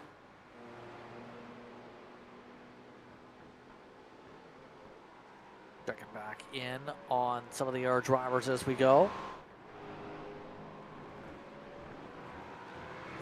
Choo-choo training. Right now they have still not been able to dig any ground up on WIP Racing. That buffer has reduced to 4.5 seconds though to Eclipse as we go. So they just continue to knock it down, and Eclipse is in. They're on pit road. Eclipse is, that is earlier than expected here, Morgan. 18 laps on the stint. Yeah. That is 2 minutes shy of the number they would have needed to be able to maybe get it. Yeah, and with that, I mean, you have to save essentially a lap and a half over the next 2 stints. That is a lot more reasonable to do. You should be able to find that kind of fuel in the tank. But yeah, you're definitely going to have to make it stretch to 110 here so that you can try and have a shot at getting here on one more stop. A few other drivers in pit road here. Davis Motorsports on the pit lane, so is Weenie Hut Racing by Late Apex Racing Club. They've also hit the pit lane here in the GT4 class. Why don't we check back in with those Toyota GR86, because there has been a shuffle, because some of the class leaders did pit. Steady State came in a few laps ago, so did Caboose, who lost a lot of time in the pit stop cycle, compared to Team BRZ, who also came down around the same time. That sees Peter Racing actually in front right now by 3 seconds. Those drivers 19 laps in their stints at the moment. Mad Sim Racing, their car is 25 seconds in. So right now, their cycles establishing themselves. We're talking about the potential of them being able to, just based on the math here, for some of these teams, going to be a one-stopper with the green light to the end pretty soon here, if not already. But some of these other teams going to have to hold things cycle the right way there to be able to score max points today. Yeah, certainly. You're going to have to hope that you calculate the fuel mileage properly and that you're not going to be left holding the bag when everyone else is able to make it and you are 1 lap short, because there is nothing more frustrating than that, believe me. Have been there.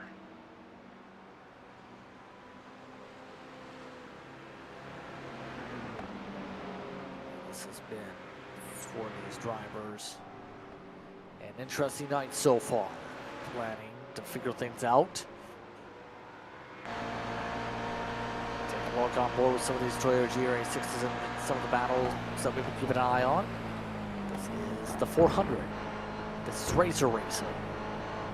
Back end of the Mad Sim Racing car in front.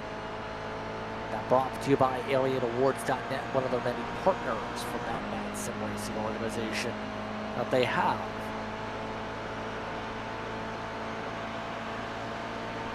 that shot really gave you a good example of how rough the bus stop is. Drivers all up And also on. how Yeah, go ahead. and how big the draft is too here. You see in the corners. It pulled up very quickly as soon as they landed off of oval turn 4.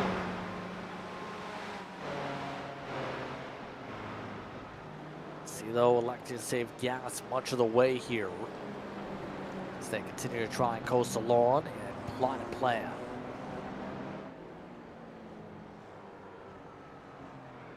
That's the thing about these types of races, it's a chess match over the course of this. It's not about how hard you can push, it's about how well you can outplan your fellow competitors. And in this case, Razor Racing trying to extend their run. They have a 6th lap offset, mind you, compared to the Mad Sim Racing car in terms of pit deltas, including the pace laps so far. So they do have that to potentially factor in. They have now been able to stay tucked in at least. As we can tell you, some of the M2s have been cycling in and out of pit road. We've just had Cam Kingsman just ducked down. Sunday GT Turtles with Mark Sencal has also jumped into the car. So the window is open for the M2 class.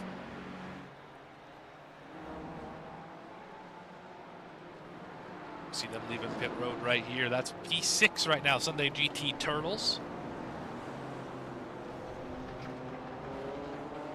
Wrong Stuff continues to lead. I imagine they're getting pretty close to the time where you bring this one down pit road here.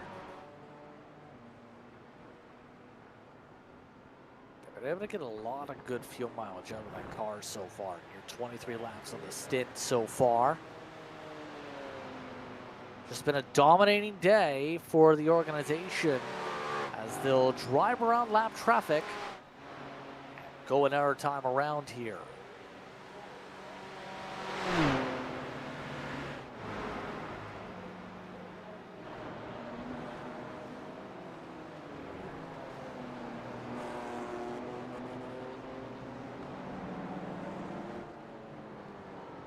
Just following along, and at this point, part of the serenity when it comes to night racing at Daytona here, there is a little bit of that calming factor, especially as you zip around the horseshoes compared to simple sprint.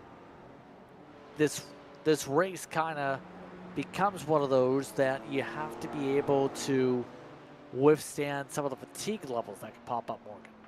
Definitely. We mentioned earlier, this racetrack it's pretty simple to drive, but it's very difficult to drive it at the level that it requires for an entire 2-hour and 40-minute event. We've seen a lot of drivers make simple mistakes, especially in the Le Mans chicane, where you overshoot entry, exit, apex, whatever, and you end up wrecking, into the outside wall. It's difficult to be able to manage all these things. So fatigue is absolutely a factor. Not only physical fatigue, but mental fatigue. I mean, we're seeing changes in racetrack, in light levels, and the grip levels. You have to work through traffic and time things and plan things and fuel strategy. And the list goes on and on. It's so difficult to put it all together here and have a good showing.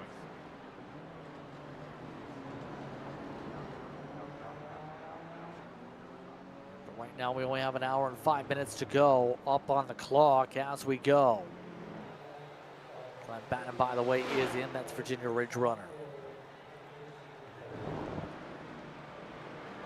So just right now, teams trying to get to their fuel numbers here. We're checking back into that main group.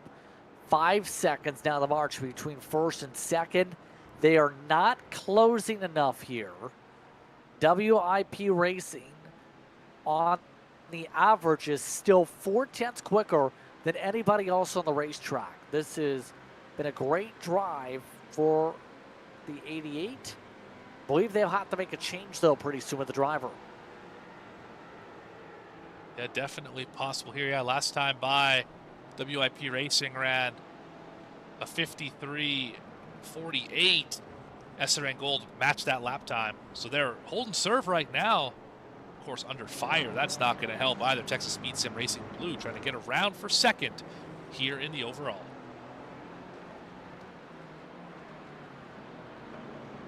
Yeah, this is interesting. A couple teams, interestingly here, did not elect to register a second driver. We mentioned that a majority of teams do have 2 driver lineups a part of their organizations.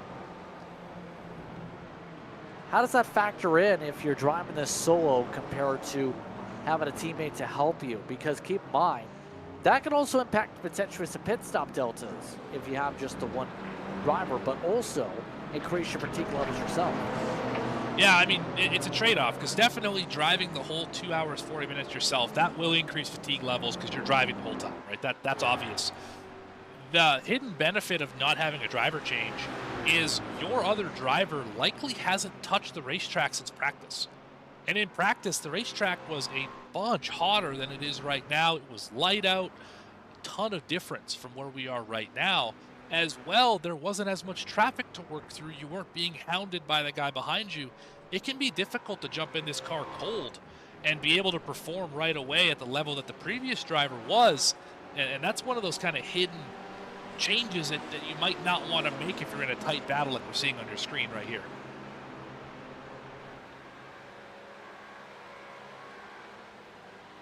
Yeah, right now that's the critical thing with how things are going on. By the way, some of the drivers who haven't seen fast repairs from crashes during pace laps doing well on the recovery so far. E-brake boys made it behind the wheel. Right now behind one of the Rockefeller machines. And at the moment, these cars are actually quicker than the race leader as a result of the draft impact so far. So if it wasn't for the fact they didn't have the track position, we might be talking about them potentially being able to power their way over the front, as that was a bit of a squeeze from the Aston Martin. That was close. That was definitely a lot closer than it had to be, but either way, pass made down into turn number 1. Move e-brake boys up to the 9th position.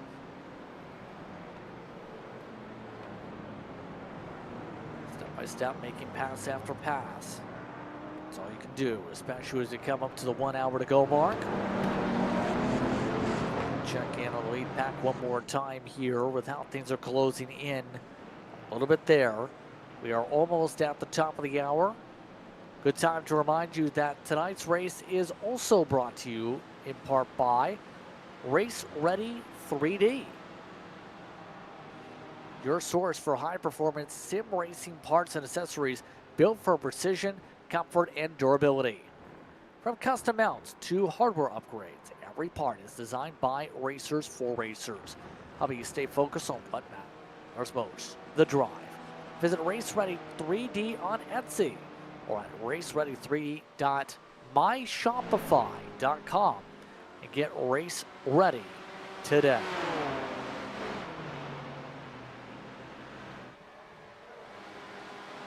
Like things are getting dicey here for second.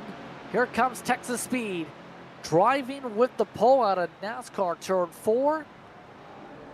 Get the overlap to finish itself up on the outside though for the in and out. No. The bigger, bulkier BMW has to try again. And this is where that Porsche should really shine, is down here in the infield section, the horseshoes, the kink, and getting back out onto the oval. That's really where we should see a lot of speed out of that Porsche. As you mentioned, so it's more nimble, and that blocky BMW just does not quite have that that roll, has too much roll, I should say, versus the Porsche.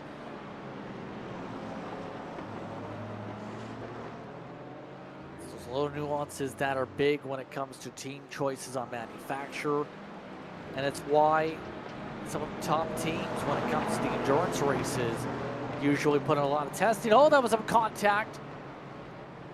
77 got to the left rear of Best. It'll stick out though, and that will see them have to reset here. Definitely don't want to hit some. Go ahead. Here's the example where the BMW is better. Is this, watch the gap close to the Porsche. This BMW much faster in a straight line. Not quite as fast as the Mustang from my understanding, but definitely quick when the power comes down here off of this Le Mans chicane.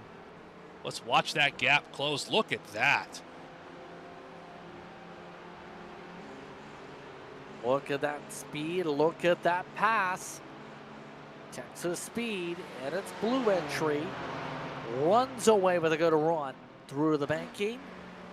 Pull forward, 3 wide. They now go. How about Tyler trying to make some moves? Justino trying to make it for the outside. Goes on, gets himself cleared up, but here we go again. Preston Lee closes down and clears. That was a good opportunity to be aggressive in that moment for the SRN entry, because you very easily could have lost 2 spots and had a lot of difficulty getting them back. You lost the 1 spot out of the chicane, but now you're still right behind them. I mean, that's just a good job of being aggressive at the right time. Still 58 minutes to go. They're about halfway through their fuel stints here too. That's a bit of a bonk. Late braking from B4D. We've seen that once before in the West Horseshoe. No damage though to Lee, as now Matt Best drives away. Here comes the set. Preston Lee says, if you're willing to hit me, go ahead. How about I bonk you back up the track? And these two are putting on a show right now, well worth the price of admission.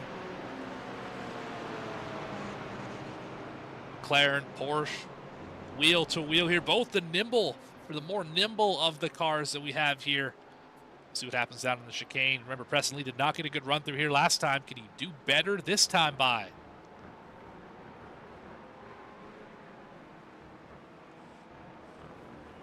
Now, will there be another chance to be able to pounce on through here? 65% fuel tanks in the GT4s, continuing to make things interesting on these fuel runs, absolutely. They have it estimated for these drivers here, give or take. Oh, big it's going to move be about here. 30 to go. Here we go. That's an illegal pass, if I'm not mistaken. You can't go down below yes, that double yellow.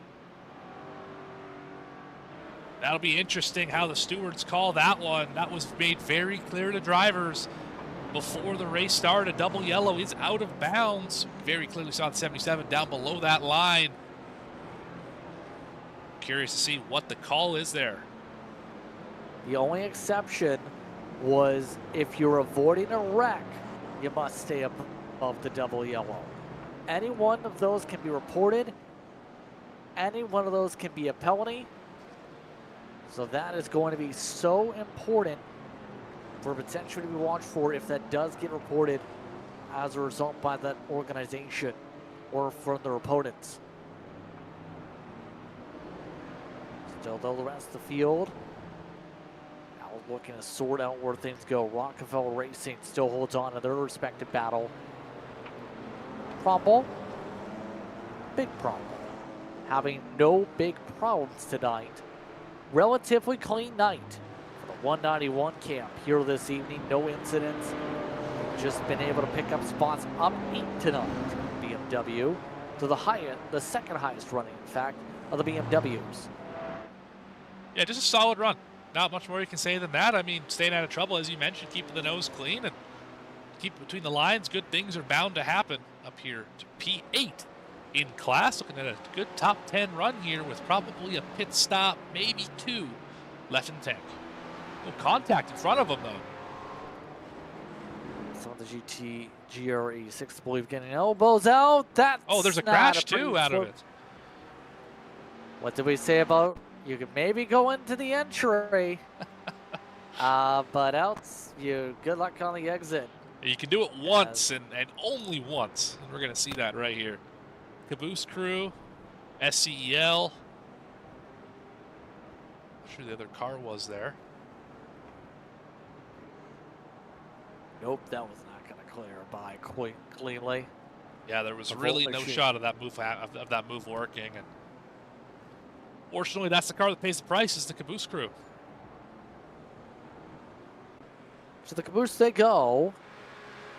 They're really slowing down as a result of that one. No more drop scene help for them as a result. Here with 54 minutes to go. It's like some Ford ER86 is in. It looks like that's going to be Sal Nargi, who's now in for service. 420 went 26 laps. Some of the leaders are about 26, 27 laps in right now in their class. The first driver to pit in the GR86s was actually the driver from all the incident. That's Mad Sim Racing, AlienWars.net here with Roger Shank as the driver. They're currently the only driver to have pit here in this class who doesn't have massive damage. So they look like they're in control here of the strategy. Unfortunately, they are a full lap behind the leader of class. So that's not really going to help them in terms of getting this win here. They don't have as much of a track position advantage. There's some of the others, as Rubber Duck Racing just entered in as well. See some of the others as they zip through with the BMWs. And it's interesting to drive some of these cars with the power differences in a series like this tonight, Morgan. That makes things all the more unique because in this series, there's so much you have to factor into the fixed setup, and it's going to impact how well you're able to test the car, because if you accidentally make any mistakes in testing with any of the different critiques, you're going to get a surprise when you enter race day here in the series. You have to be able to get everything dialed in. They do share a setup amongst the drivers in the series. That setup usually for some of these drivers comes out pretty early. In fact, the fixed setups are going to be the setups used for basically all the tracks throughout the season. They were released back in September. Yeah, so plenty of time to be able to test, but you got to know what the session conditions are. As you mentioned, I mean, a couple of degrees different on the track temp will absolutely change how the lap times perform, as well as how the tires perform and how the drivers are able to manage these corners. You know, you miss the power by a percent or two, and you're really in trouble when it comes to trying to put the power down off of these corners and get into the corners. So you're totally right, JP, that when you miss a parameter during testing, it can change drastically your race day performance. Yeah, the interesting thing is they were talking about potentially for the M2s going as low as 7% before there was a new build back in the fall. That build really changed what the approach was by the time they reached October testing. Looking right now at the packs towards the front of the field. Still nothing doing to get up to the 88. 88 leading at Daytona. Can you name a better combo, JP? Dale and Dale show. Yeah, of course, Dale Earnhardt. A lot of Dales have driven the 88 over the years. That number getting a change this year in real life in the NASCAR Cup Series. Connor Zillage now gets to get the 88 machine with Shane Van Gisbergen moved to the 97, but the 88 just seems to be able to find things dialed in here. That pit stop difference seems to be the major play for them, but they're going to have to come in within the next 5 laps for their next service here. And that would put them into a position for a short fuel stint right at the very end with less than 10 minutes to go. Yeah, I don't think you're going to be able to one-stop it from here. If you're pretty much anyone at the front of this GT4 field, you can think about it as Alpha Trout Challenge. I mean, it's still in the realm of possibility with only 12 laps on the stint, but I mean, pretty much everyone else.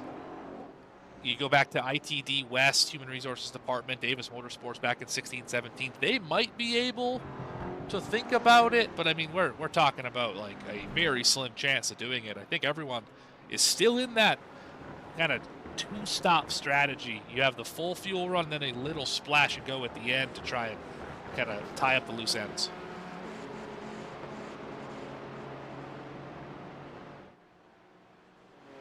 Estran Gold really slow out of the chicane. I think it was a ton of time here. Had to be a slowdown. Had to be. To lose that much amount of time there. Track limits are a major thing. There is 24 incident points as the limit for this series this season for the races. But if you end up cutting too much in some of these corners, you have to give up the time on racetrack, and you better get it done or else you get a black flag for the sim. feel like it'd be a lot harder to cut the racetrack, especially that Le Mans chicane with the curves the way they are. Let's have a bit of a look at it here from a higher angle. I mean, you see those sausage curves, as we mentioned earlier, those yellow triangles kind of on the light gray part of these corners. You hit one of those, we've seen it already, you can absolutely get that car upset. And I think it'd be difficult to cut these corners. But, I mean, you could try, I suppose, if you really wanted to, and try and gain some extra time, but at what cost, as you mentioned, with the slowdowns?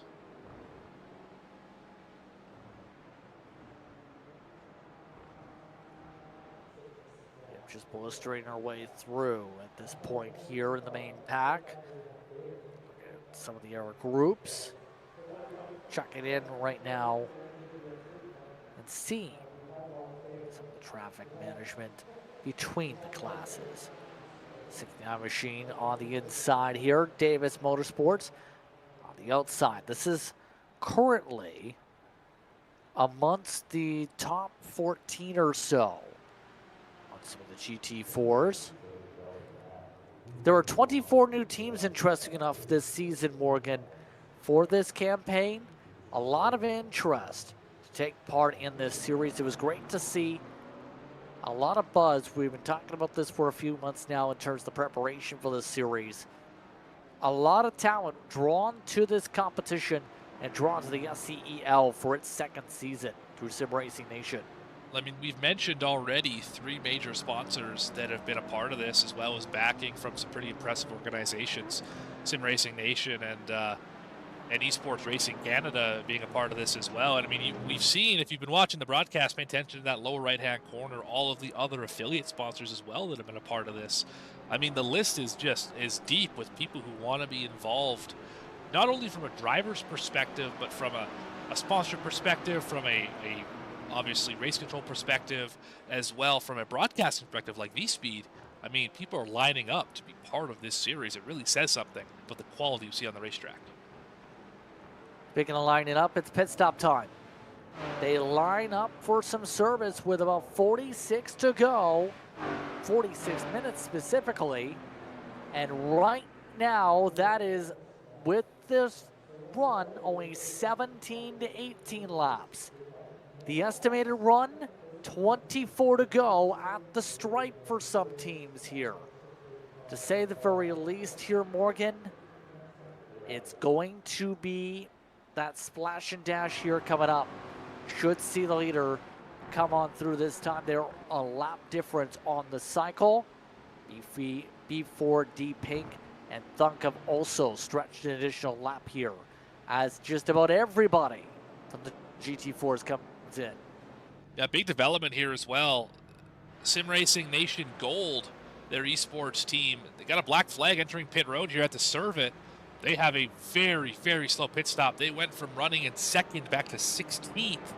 They will likely go a lap down here in just a little bit. They're just now exiting pit road, but a ton of time lost. That will effectively end their race-winning possibilities here this evening. Leaders in. Top 3 are all in, actually.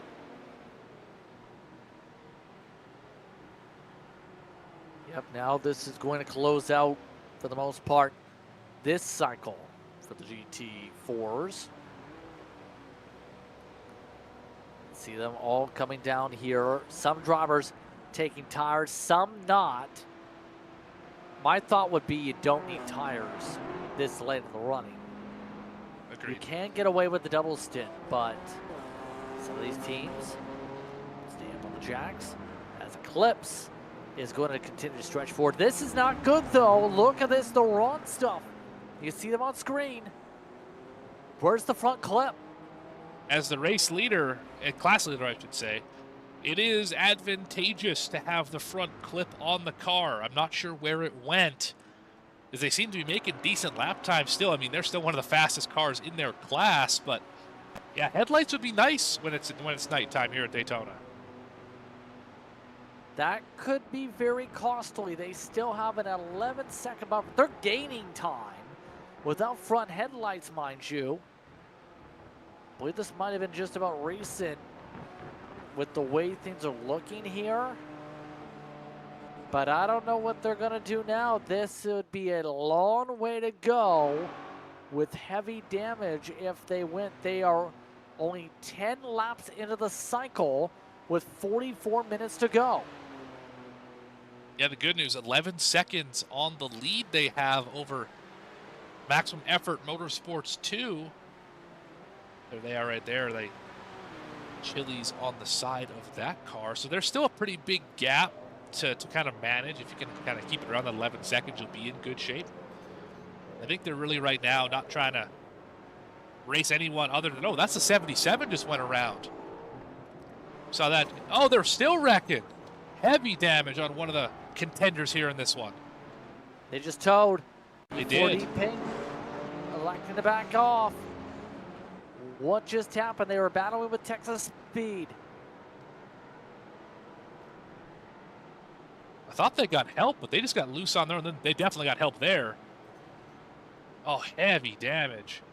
They tried to get it spun back around, and the banking, I think, caught him here. Another loose condition into the outside wall, and that is going to cause them to tow that car.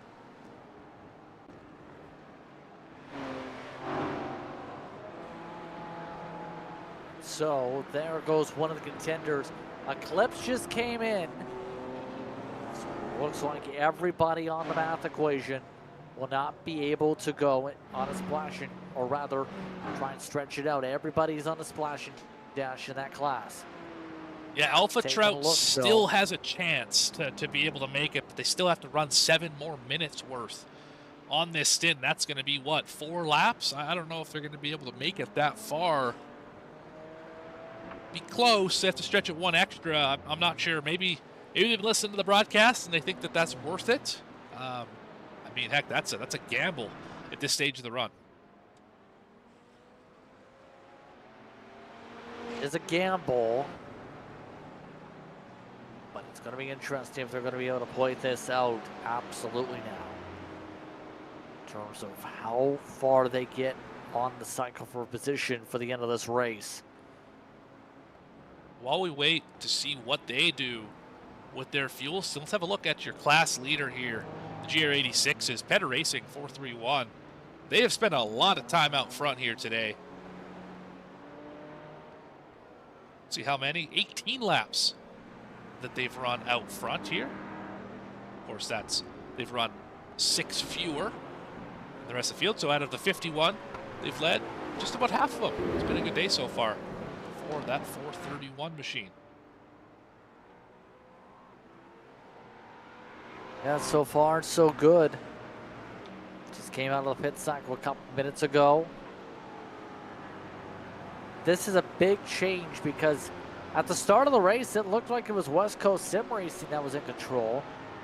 But with everything changing over the course of this run, in particular with the competition caution on how things played out after that, Cody Peta just been able to control things. It looked to be the 24. The 24 ran away that 5 seconds. They've just, this entire run here have not been the same. They've had longer pit stops of upwards of 12 seconds the last time through, for example, compared to your class leaders.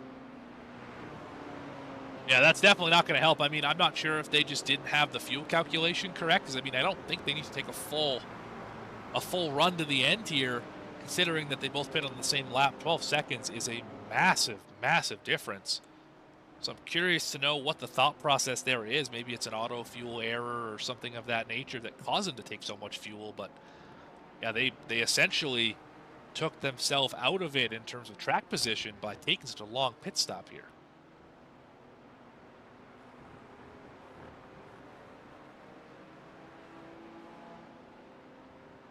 Yep, right now, see some of the other cars as they zip through the traffic. Looking at some BMWs, the Kingsman machine. 228.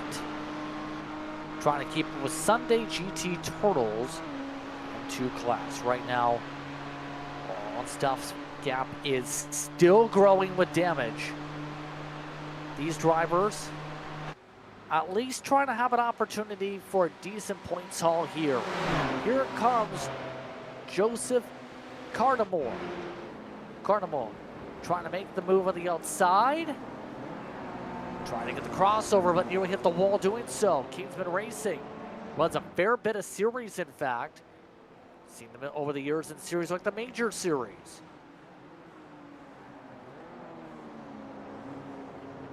As well, your leader overall, Alpha Trout Challenge, they elected not to try and stretch it to make it a one-stopper. They're on pit road at the moment. Zachary Bowman behind the wheel of that 42. Also, Eclipse Racing Lunar on pit road as well.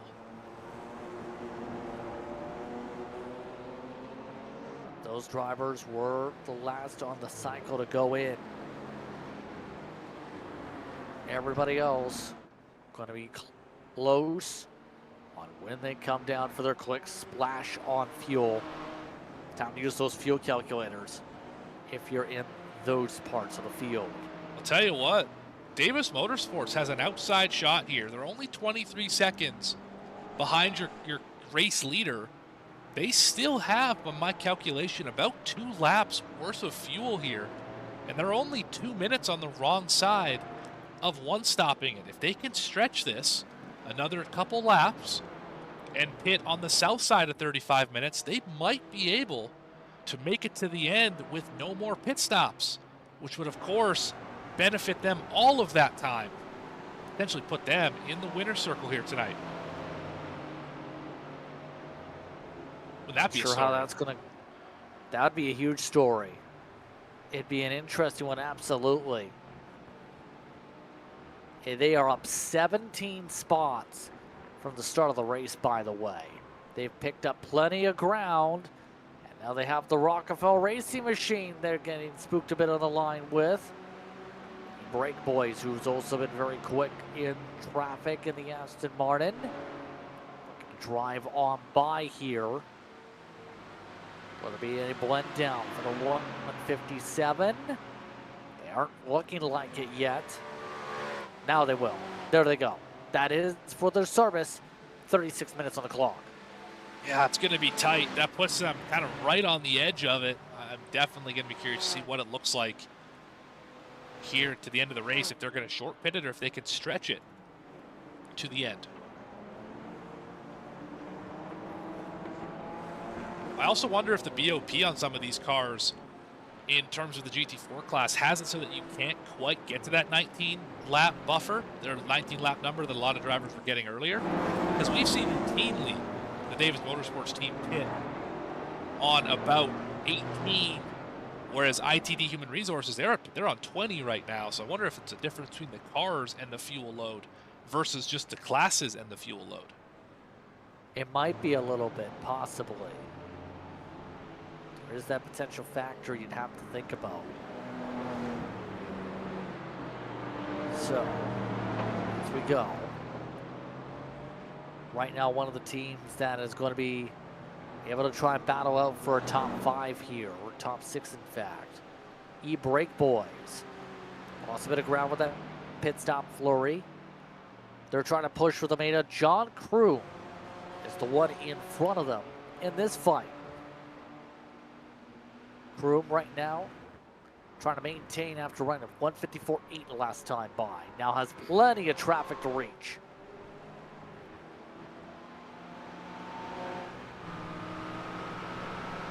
Should be able to clear easily here by turn 1.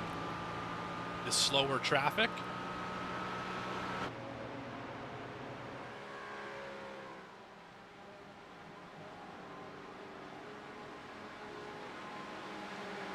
No problems there, it looks like, as the interval stays within half a second.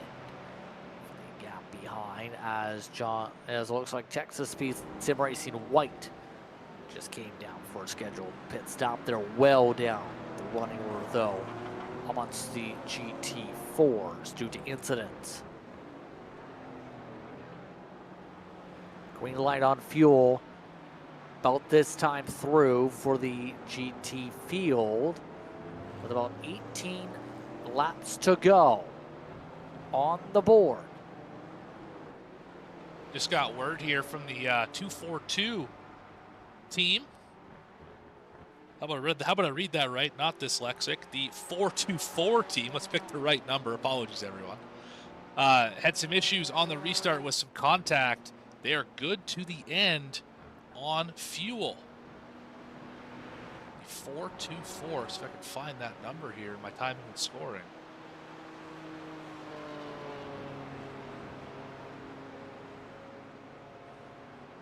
Or 2-4. Yeah, not seeing it. Interesting. I see 434.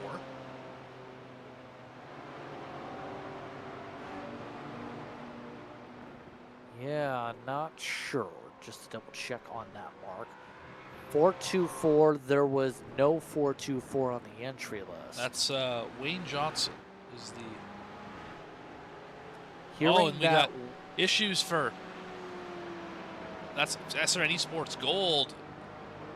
Malfunction with the wheelbase not shifting properly caused them to fall down a little bit in the field. That's what got them that speeding penalty on pit road. They couldn't get it downshifted to be able to slow down for the pit entry. They're relegated back to 11th spot right now for the 13.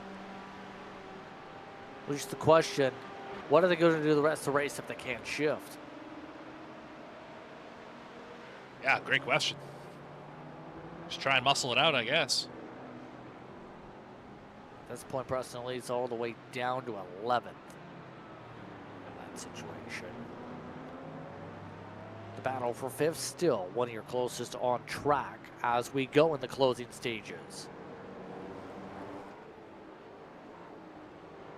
Gameplay, by the way, has completed some service. They're in the M2 class, so their cycle came through it with 15 laps on the fuel window. The rest of their class just now reaching 15 laps the past lap or so. Thunk, this gap has been coming down the past few laps all of a sudden. They've trimmed it to 2 seconds here. That's because lots of traffic for WIP Racing. They've lost 9/10 a lap over the past 5 for the race lead. Yeah, Thonk is rolling right now. I did get a correction. That's the 24. Apologies. That's West Coast Sim Racing in 4th position. They are good to the end on fuel. So I imagine most of these GR86 cars are good to the end on fuel.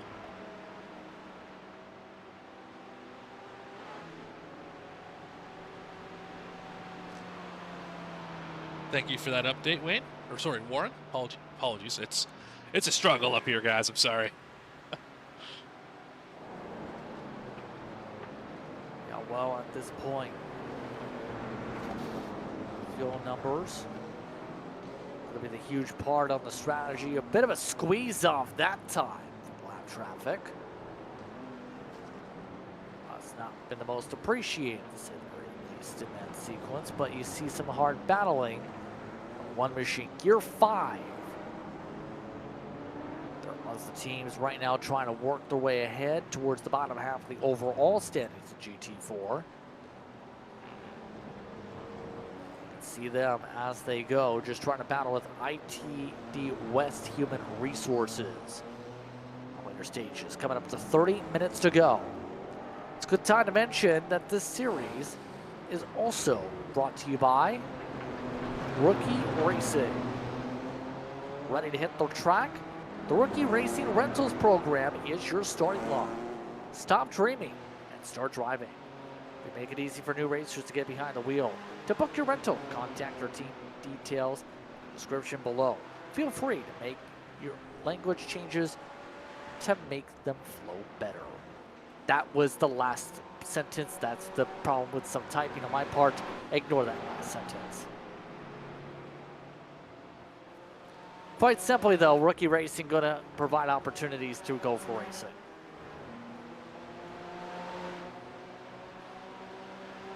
It's not just an endurance race on the racetrack, folks.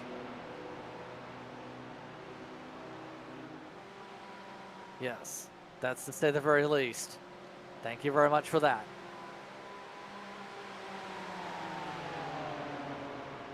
So as they go on here at this point, 29 minutes to go.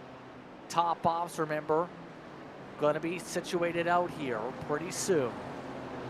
The M2s are now pitting for stops. And right now, if you're the wrong stuff, this has been stunning. No front clip, no problem. Just take the faster pair and go at this point. Yeah, absolutely. I mean, we're talking 30 seconds in front of smooth operators right now. I mean, that gap is unbelievable. They're very much in their own little world right now.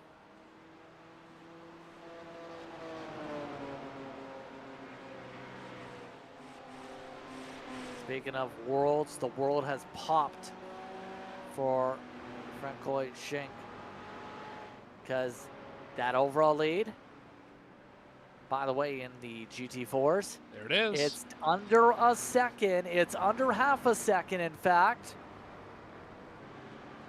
Something going awry here with this pace for the Ford in front. If they're backing off this far back, 15 estimated laps to go. Yeah, definitely not going to be able to save enough on fuel here. You're going to be talking about 5 laps short or so. Curious to see why the lap times have fallen off so far. I mean, they were constantly in the 53-second bracket. They haven't hit that number in a while. Talking about WIP Racing, your leader, who are about to get overtaken into turn number 1. Here comes Stonk Esports. Here we go. The long name looking to try and blend its way ahead to the top of the board. Took a peek through the outside, now looks to reset for the International Horseshoe. It's going to be the interesting part, is where to make the pass here to set themselves up for that final run to the very end here.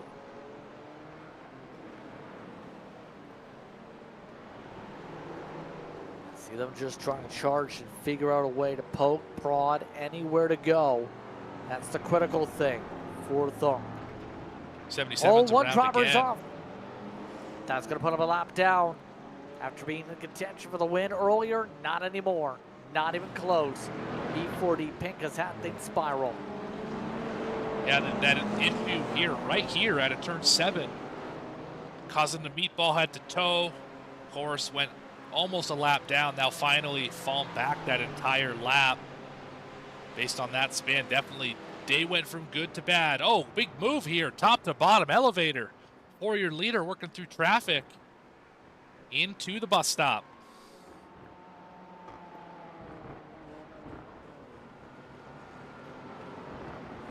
You see them zipping on through.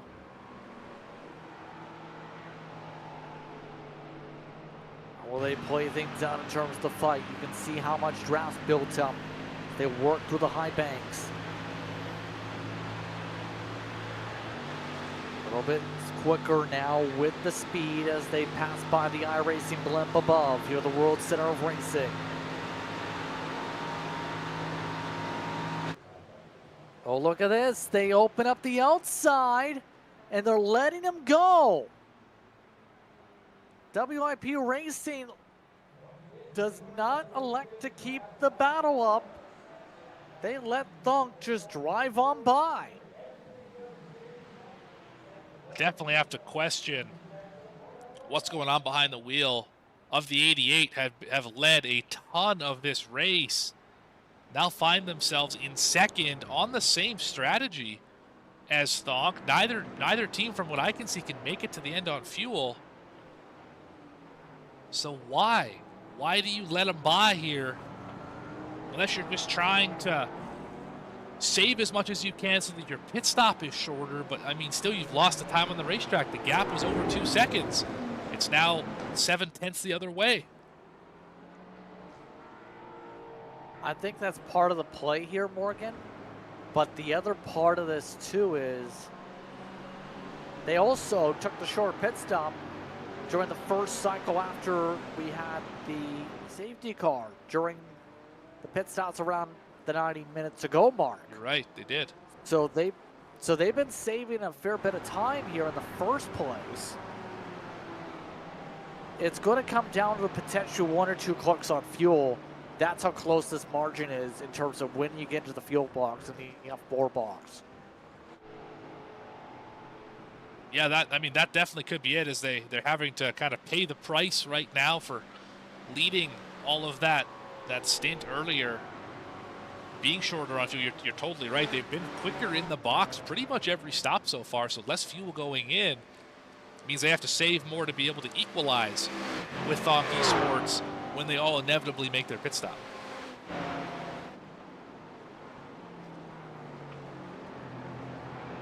It's going to be a lot to think about here. What were you going to say? I'm still keeping my eye on Alpha Trout Challenge. I think they're definitely in the best position to make it to the end on one stop, although they did seem to underfuel here on this stint. Maybe it was just a no tire stop, hard to say, on the 42. They're running 10th right now, about 40 seconds off the pace of the leader, or behind the leader, I should say, not off the pace per se, but I don't know. It's going to be close for them if they can make it on one stop, or if they're just going to end up kind of making a really short pit effort here at the end to try and splash and go and make it to the checker.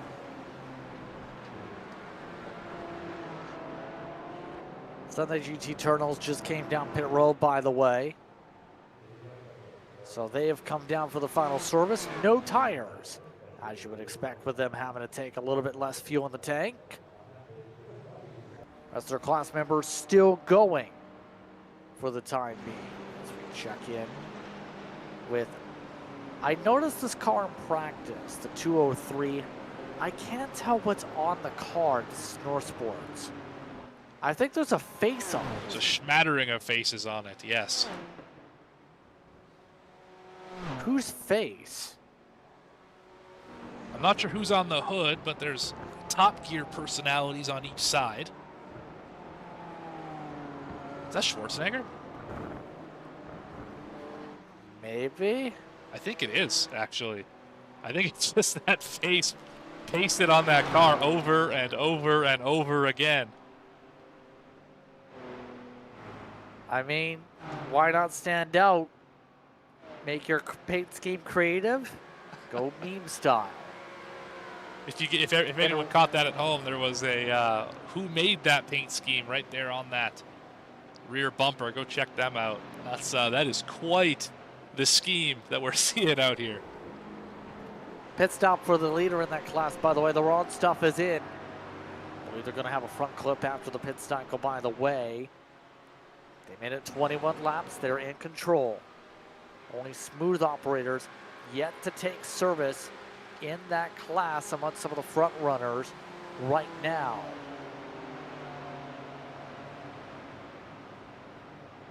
See smooth operators trying to push. In fact, only a 17.5-second pit stop just now for the Ron stuff on that side screen. That's how quick they were able to take the service. You can see the lights are on that car now as they pass on by. No issues with the damage as some of the GT4s, like Rockefeller, came down with a 15-lap stint. Yeah, now we're definitely within the window to make it to the end here. They've decided to pit early for that sequence. Maybe just try and short pit it and get those fresh tires on, if they took tires at all, that is. I don't think they did, considering how short those stops were, but you gotta try something different here if you're running where they are, and try and leapfrog, get some of those positions back here on the backside of this run.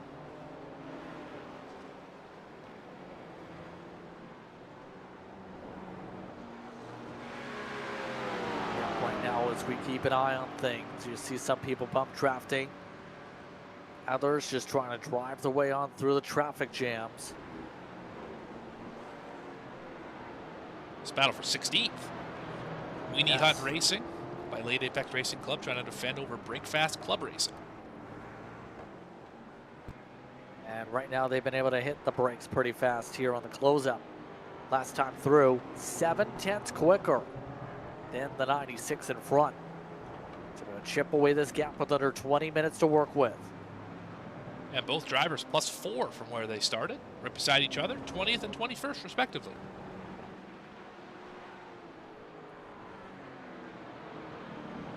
Jeremy Clarkson on the livery. That's who that is. Thank you very much.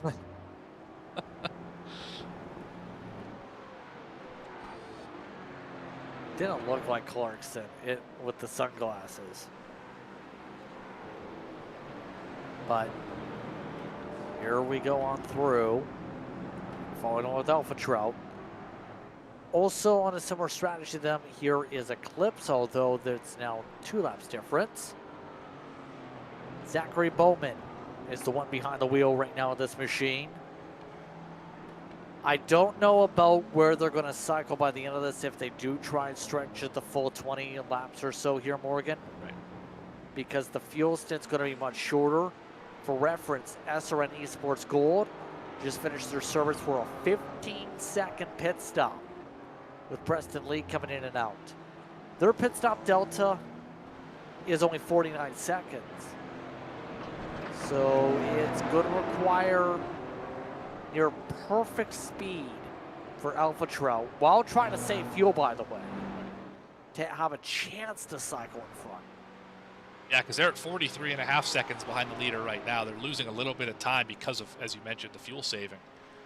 And they'd have to really nail this pit sequence. But you also got to remember, too, that 49 seconds, the car isn't stopped the entire 49 seconds during the pit lane sequence. They're only stopped when they're in the box. So you're going to have to really be able to find a lot of speed or hope that they make a mistake of some sort and don't have a good pit entry. Because I don't know if it's going to work out to maybe get the win for Alpha Trout Challenge, but it'll definitely, if they can stretch it, give them a solid finish here, higher than they've been running all day.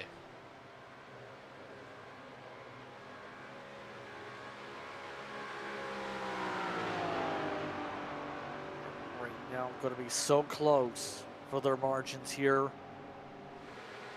Still, by the way, Smooth Operators in front.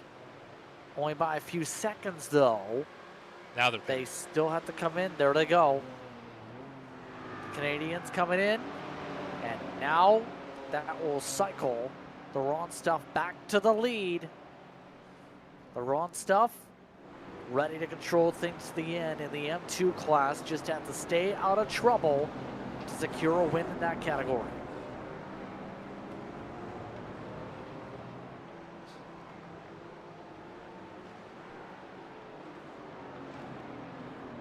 By the way, in the GR86s, Peta Racing still maintains their respective gap by a sizable margin.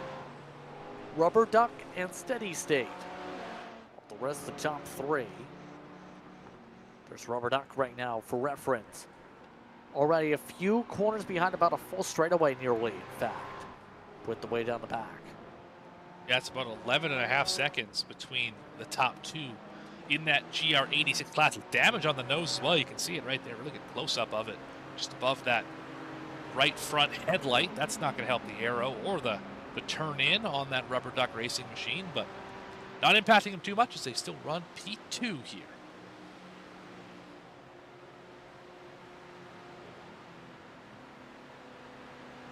Just chipping away here.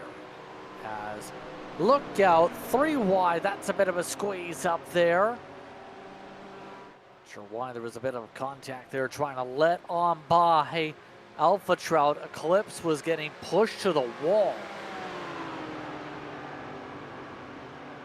Everybody pushing to the edge here with about 15 minutes to work with here on V-Speed.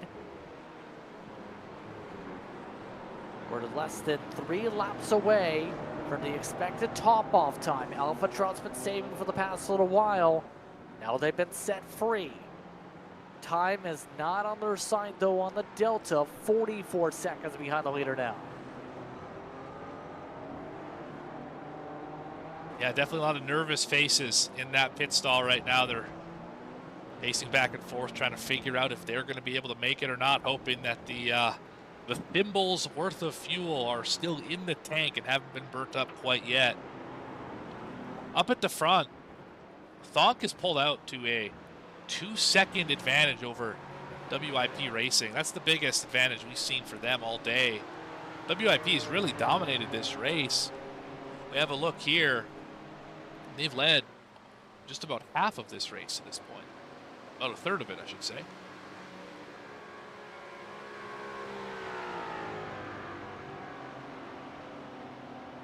Now that gap grows and grows.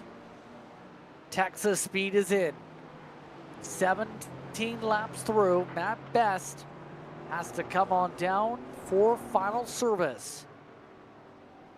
Expect the next wave to come in less than 2 minutes then. This should be a decent barometer of how much time needed to be put in, how much fuel total in the tank, as some of the others look to try and stretch as much as possible here.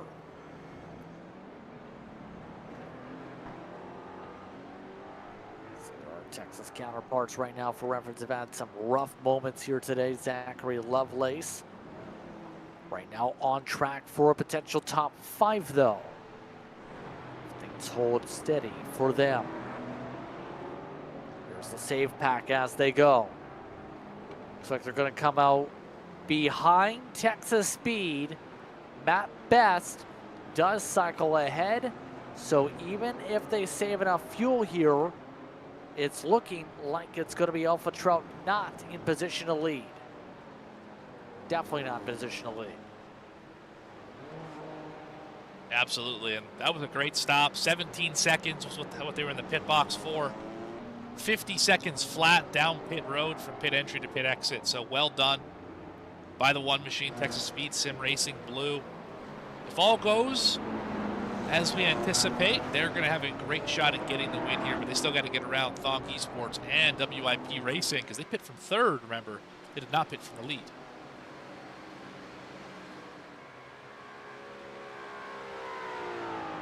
This is going to be interesting how this goes. They are able to go another lap at least. Interesting enough here.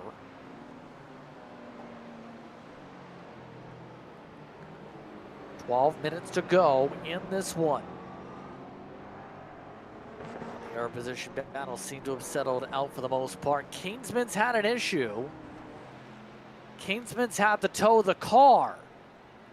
As there goes some more drivers into the pit road, including the Texas Speed Machine. Kingsman had been running decently after their pit stop cycle. Well, not anymore. Le Mans may have claimed another victim here. Sure yes, did. it did. Oh, right head on into the inside wall.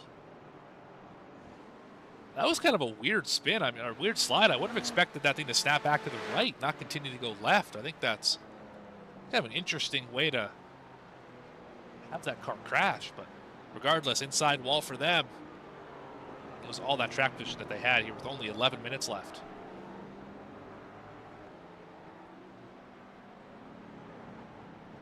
Nerve-wracking time here for some of the drivers as we are under the 11-minute to go mark.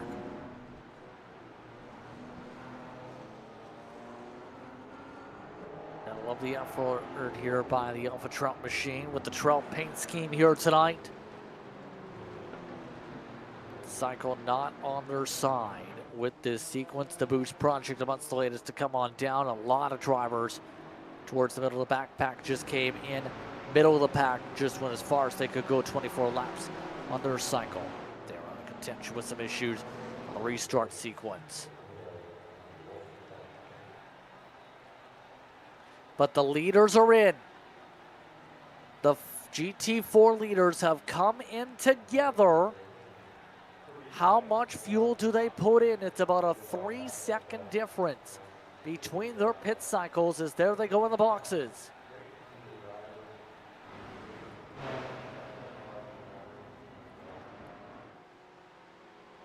Keep an eye on those deltas on the side of your screen.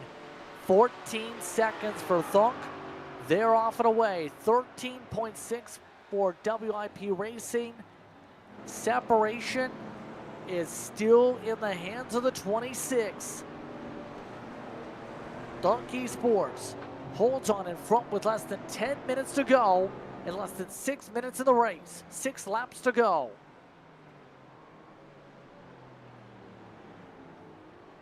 Track's getting colder, lap times are dropping, the speeds are picking up. Just saw the fast lap of the day be set. Just that last time by the driver in 5th spot, Braden Mealing.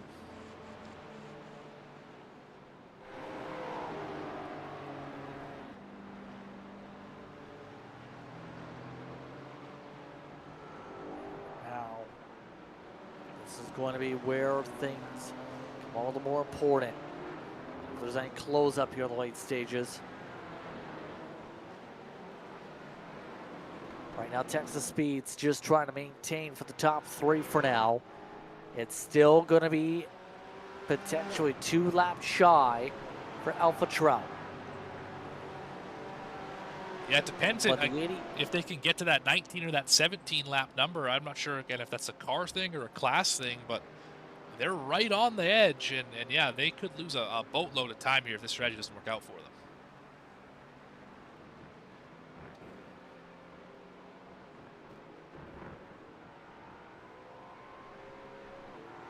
Yeah, this is going to be very interesting.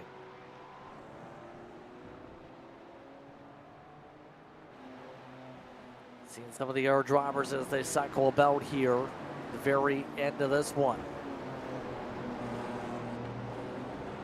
271 making some passes on track. That's middle of the pack after the pit cycle.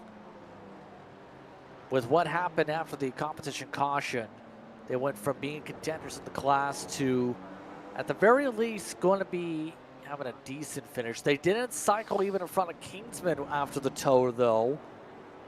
That's how much time they lost as the 42 is in. Only 16 laps for Alpha Trout. Clip Solar also on pit road here.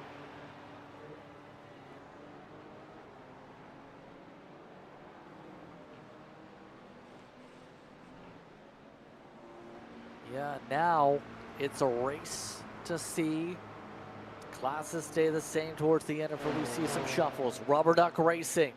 They've had some shuffles for second in GR86. Steady State with Nick Beta trying to hold on with the less than 7 minutes to go. Rubber Duck, remember, had been dealing with damage earlier and still is all over the rear end of the car in front. Well, they try and go to the middle here. Faster class right behind them. Oh, they missed the apex. Slide off the end of the racetrack here. Lost a bunch of time. We have to regroup here. Only 6.5 minutes left. And faster traffic approaching.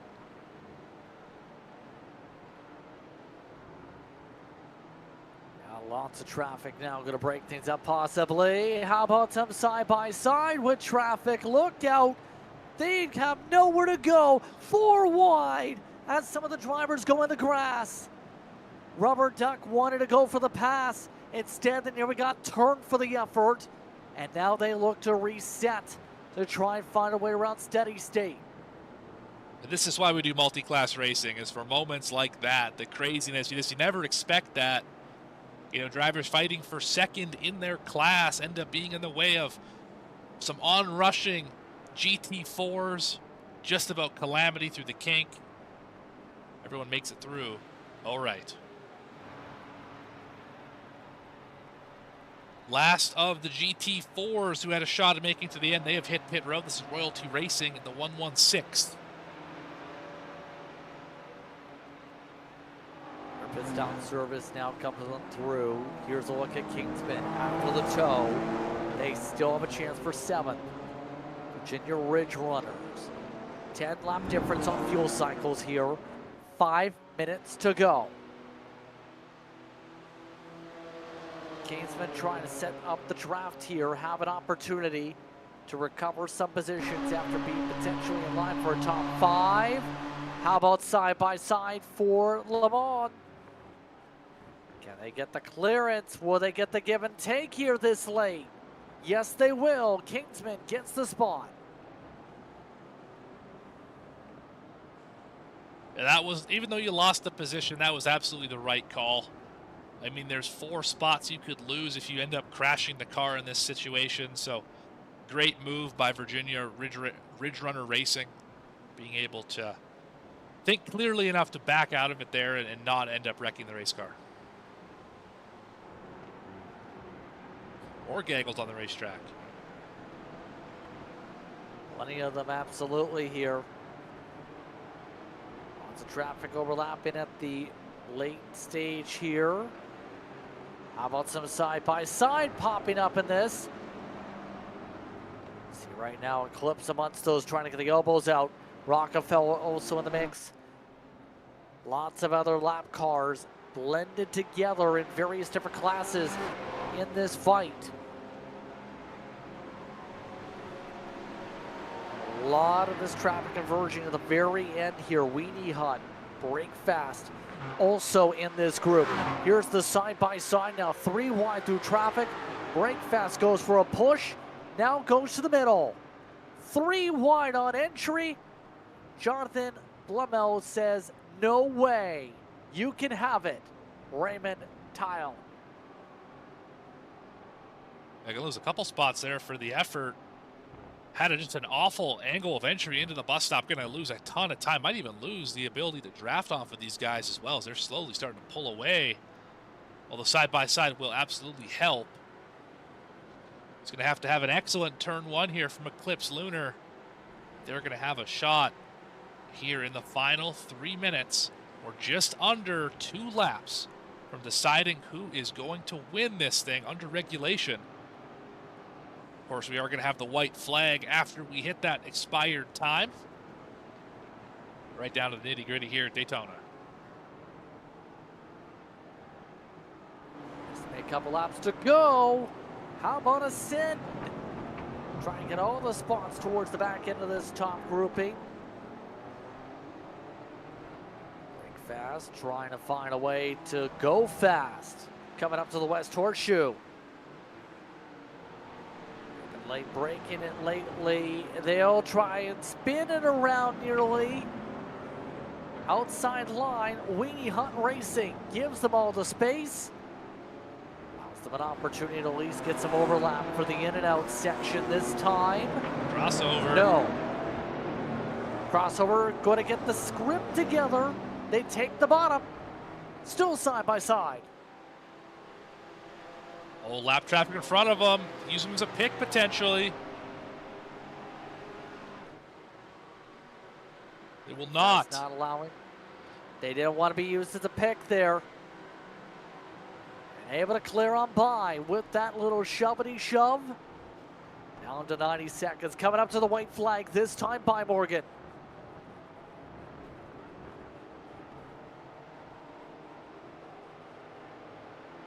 Great racing up here for a podium as well. Texas Speed Sim Blue has caught up to WIP Racing. Battle for second. It's 4.5 up the road to Thonk Esports, who, as long as they're able to navigate traffic, which just like that, safely here for the next lap or so, as we're under 1 minute in scheduled time. They have a chance here. Now the battle is on for second. Here comes Texas Speed, looking to coil things up as quick as possible. The Eclipse Racing machine that was able to get the 19 laps couldn't get the 20 if they were looking for. That was the 134. They've come on down. But this is to end off the race. 20 seconds up on the board. White flag is out. Barney waving the white flag. Final time around. Here comes Matt Best to the outside. Can he get the speed to stick this time? Best slams the door with the arc. Takes over second on the last lap.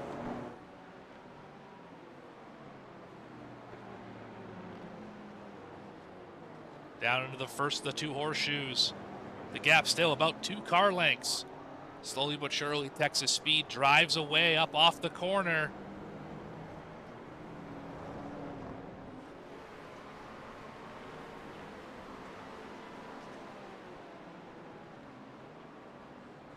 Right now, look at the send once again. Right now, the speed's just been falling in the hands of Matt Best into Tyler Estino this entire last stage. WIP Racing went from leading by 4 or 5 seconds to losing by 5 seconds. What a change that can happen over the course of about a stint and a half.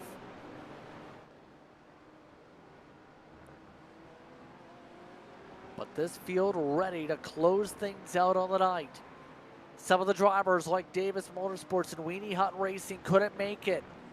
They just pit coming to the white flag for their races. But for Thunk, they had one of the longest names you can get in a race like this. They went with the creative look when it came to the paint scheme. They're gonna find their way to the top step of the podium. GT Ford and its pro side goes to Thunk Sports. Checker flag waves. Car 26 takes it home to start off the SCEL season.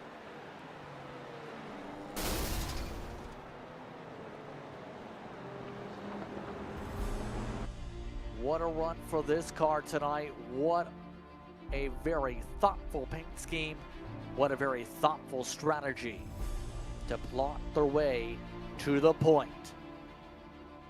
But as they run, some of the air notables coming across. Big Promble get the top spots for their grouping here. The 100s amongst the Ams tonight. They'll get that spot by 7 seconds. As the rest of the classes come across, coming up here. A lot of lap cars just finishing up the runs here. But some of the air groups ready to finish things out. The wrong stuff. Ready to close out their respective race. Better Racing has already finished up their race as winners in Toyota GR6. But the wrong stuff, they had to get the front clip fixed with the faster pair. Outside of that, no issues. They've been fast all night, Morgan. Absolutely. So they're going to get this win by about 5.5 seconds. Scratch that. How about 20 seconds over Maximum Effort Motorsports? Across the stripe. There it is. All three class leaders across the stripe. Massive congratulations to Thonk Esports, Motorsports, Sim Sports Racing powered by Bud, The Wrong Stuff, and Peta Racing 431 for their class wins.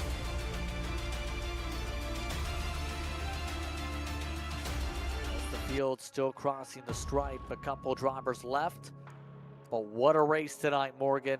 Start to finish, a busy evening here for the World Center of Racing. Absolutely, it was a thrilling night of racing we saw here for the Sports Car Endurance League, and we're gonna take a quick step aside here, and we'll be back with the results and interviews with your class winners. You're not gonna want to miss that. See what those drivers had to say.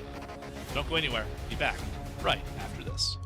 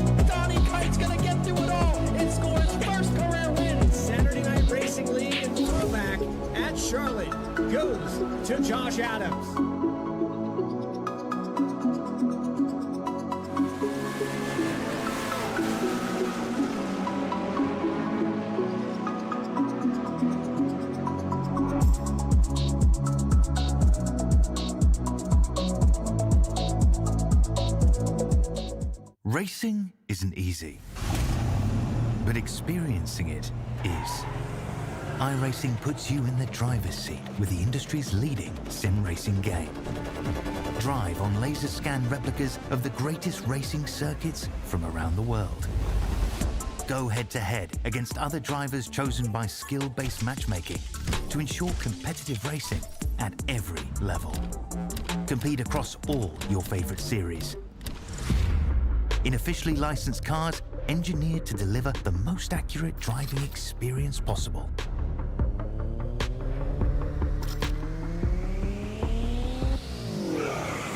Join a race or host your own with players from across the globe. Race against the computer or in a league with friends. Feel the thrill behind the wheel. Visit iRacing.com.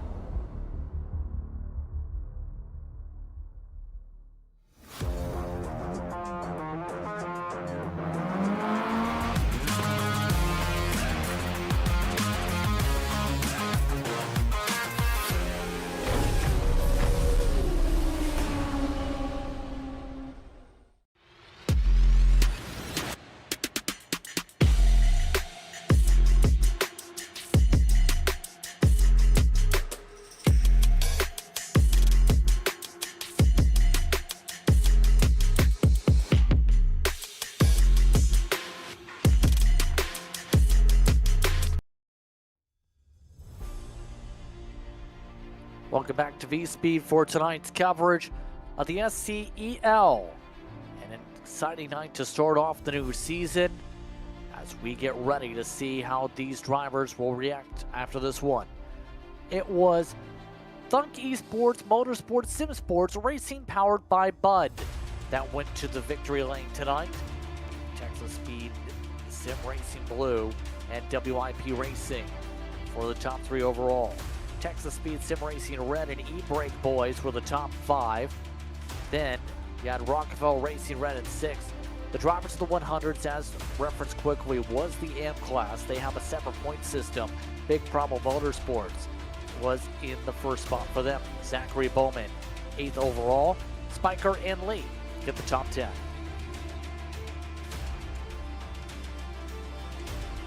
Yeah, Braden Melling in the Eclipse. Solar will finish in 11th here. Royalty Racing in the 12th spot. Breakfast Club Racing in 13th.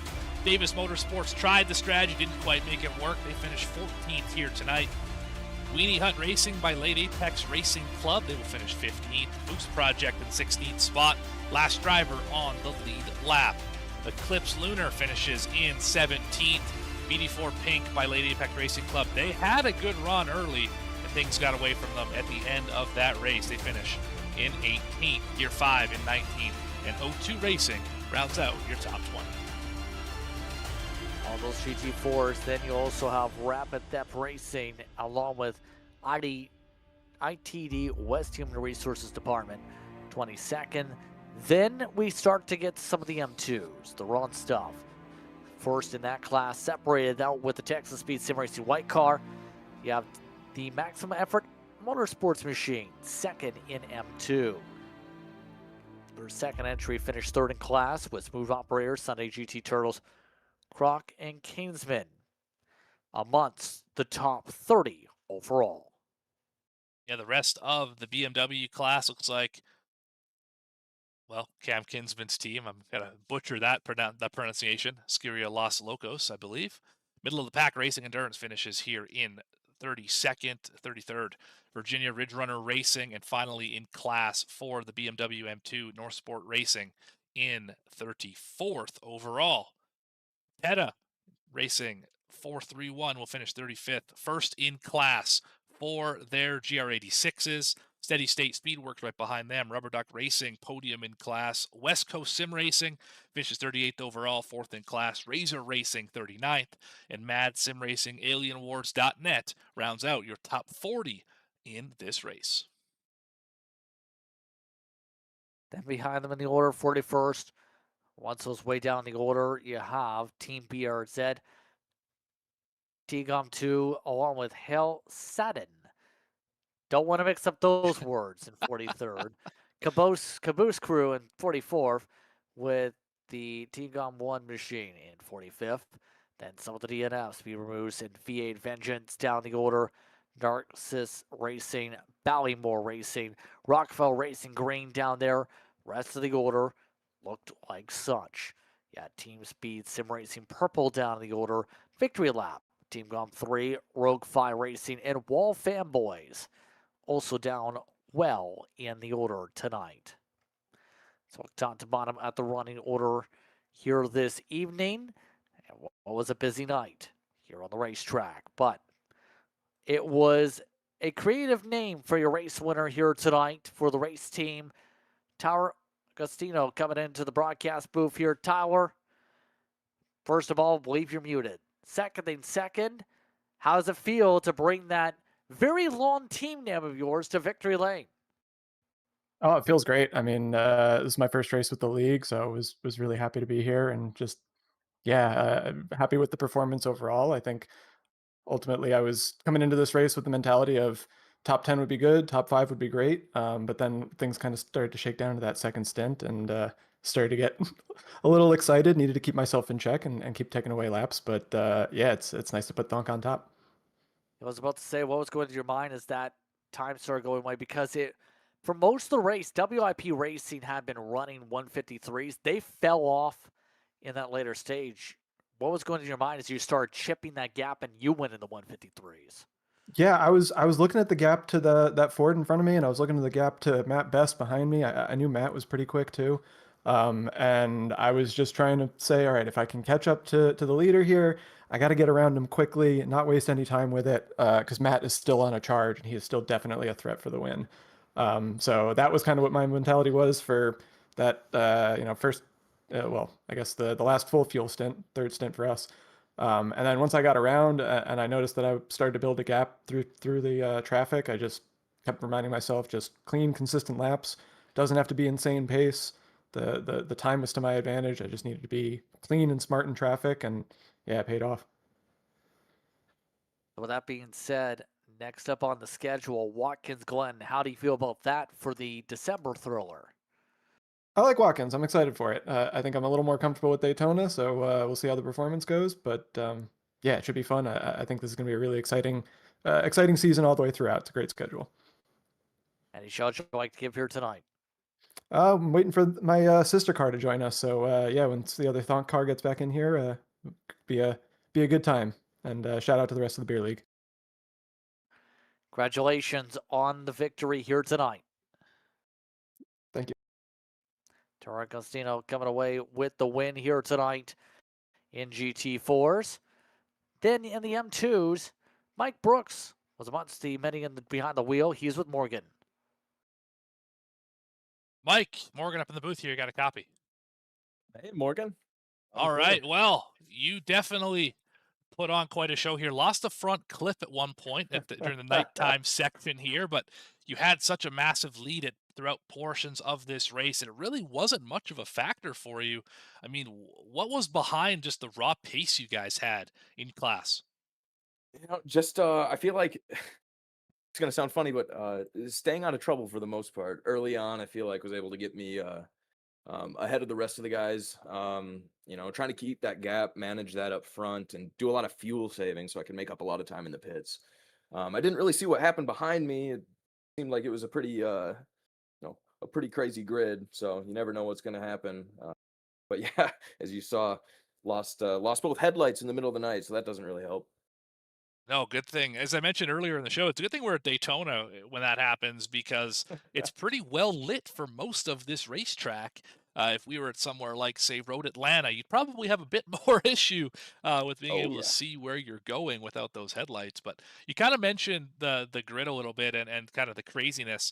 The that minute 33 safety car, how did that impact your strategy, and how did that eventually catapult you to where you ended up finishing here tonight? You know, I didn't account for how long it was going to be taking to take tires.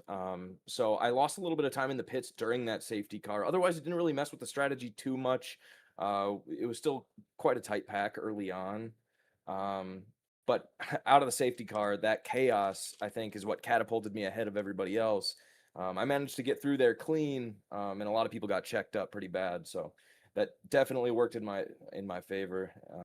And I think kind of made it so I was where I was at the end of the race. Yeah, I'm pretty sure I have a vision there of that bright colored car shooting through a four wide gap, if I'm not mistaken, just past the pit wall. Definitely an impressive and aggressive move, but it paid off here in the win tonight. Well, win number one of the season. Who do you want to thank? Who do you want to shout out here on V Speed for the effort here Uh, this evening? First of all, thank you guys for putting on a great broadcast. At SCEL, a great league. I'm brand new to it. Seems like a good tight group of people, so I want to thank them. Want to thank my team, The Wrong Stuff, um, and all of our sponsors: VRS, UbiSafe, Dangerous, Abruzzi, SimCoach, and then I want to thank my family for always tuning into the broadcast and cheering us on. So appreciate it. Awesome. Well, Mike, thank you for your time. Congratulations on the win. We'll see if you can do it in 1 month's time. Next time here on the Thank schedule. you. All right, JP has caught up with our GR86 class winner, Peta Racing 431. Yes, indeed. It was an interesting night for them. As Cody, how would you describe your emotions tonight after coming away as class winners this evening? Yeah, I wasn't really expecting it. Coming into the practice yesterday, wasn't the fastest on track, but had a little bit of an incident on the first couple laps. I had to make my way back up, but other than that, pretty dominant, I feel like, from myself. But yeah, happy with the result. And yeah, that's about all I have to say. Yeah, I was going to say, though, with that, it seemed like early on, it seemed like drivers like the 24 were in control. But of course, on the restart, things changed with some incidents that happened from our understanding here. So, what was kind of going through your mind as the strategy just worked out your favor with how things played out between you and the rest of the field, able to get that separation by a massive margin? Yeah, I think I just got the times right coming in before during the caution, and that definitely helps a lot than the other guys doing it after, so I could get that gap. But yeah, I don't know. That was a pretty good race, so I think the strategy worked out well. How do you feel about Watkins going next week? I love Watkins, so it's definitely going to be a fun one for myself. I've had some good races in the official series there, but yeah, I love that track, so feeling good. Any shows you'd like to give on the way to this victory here tonight? I don't know, not a whole lot. Just kept in control the last bit of the race. Was able to be pretty dominant and keep the lead. So Congratulations on the victory here tonight. thank you. Peta Racing comes away with the checker flag. That, like, think our top three for speaking was during post-race coverage here on V-Speed. Your final thoughts tonight, Morgan, as next time out we go off to New York State for a wintertime affair. But here in Florida, things were definitely cooking. Yeah, it was a lot of fun tonight. I mean, we saw a fantastic race. There were battles all the way through every class, even into the final minutes of this one. Fuel strategy was kind of all over the map. We could definitely have seen some people try and stretch it. They chose not to, and all the interesting stuff that comes with that. Really just a fun race, and I'm really excited to be part of this for the entire rest of the season. Get it back up on the screen there. Go into the Glen next month, and then from there on out, going to continue to move across North America. What happens next time out here on V-Speed? But on that note, it's time to say goodbye. Thank you for tuning in for tonight's coverage here for an interesting start of the season for the SCEL. For our camera producer, in terms of Dougie Beard, in terms of my color commentator and our broadcast producer, Morgan Cook, I'm Justin Prince saying so long. Enjoy the rest of your evening. You've been watching tonight's coverage of SCEL on V-Speed. We'll see you next time from Watkins Glen.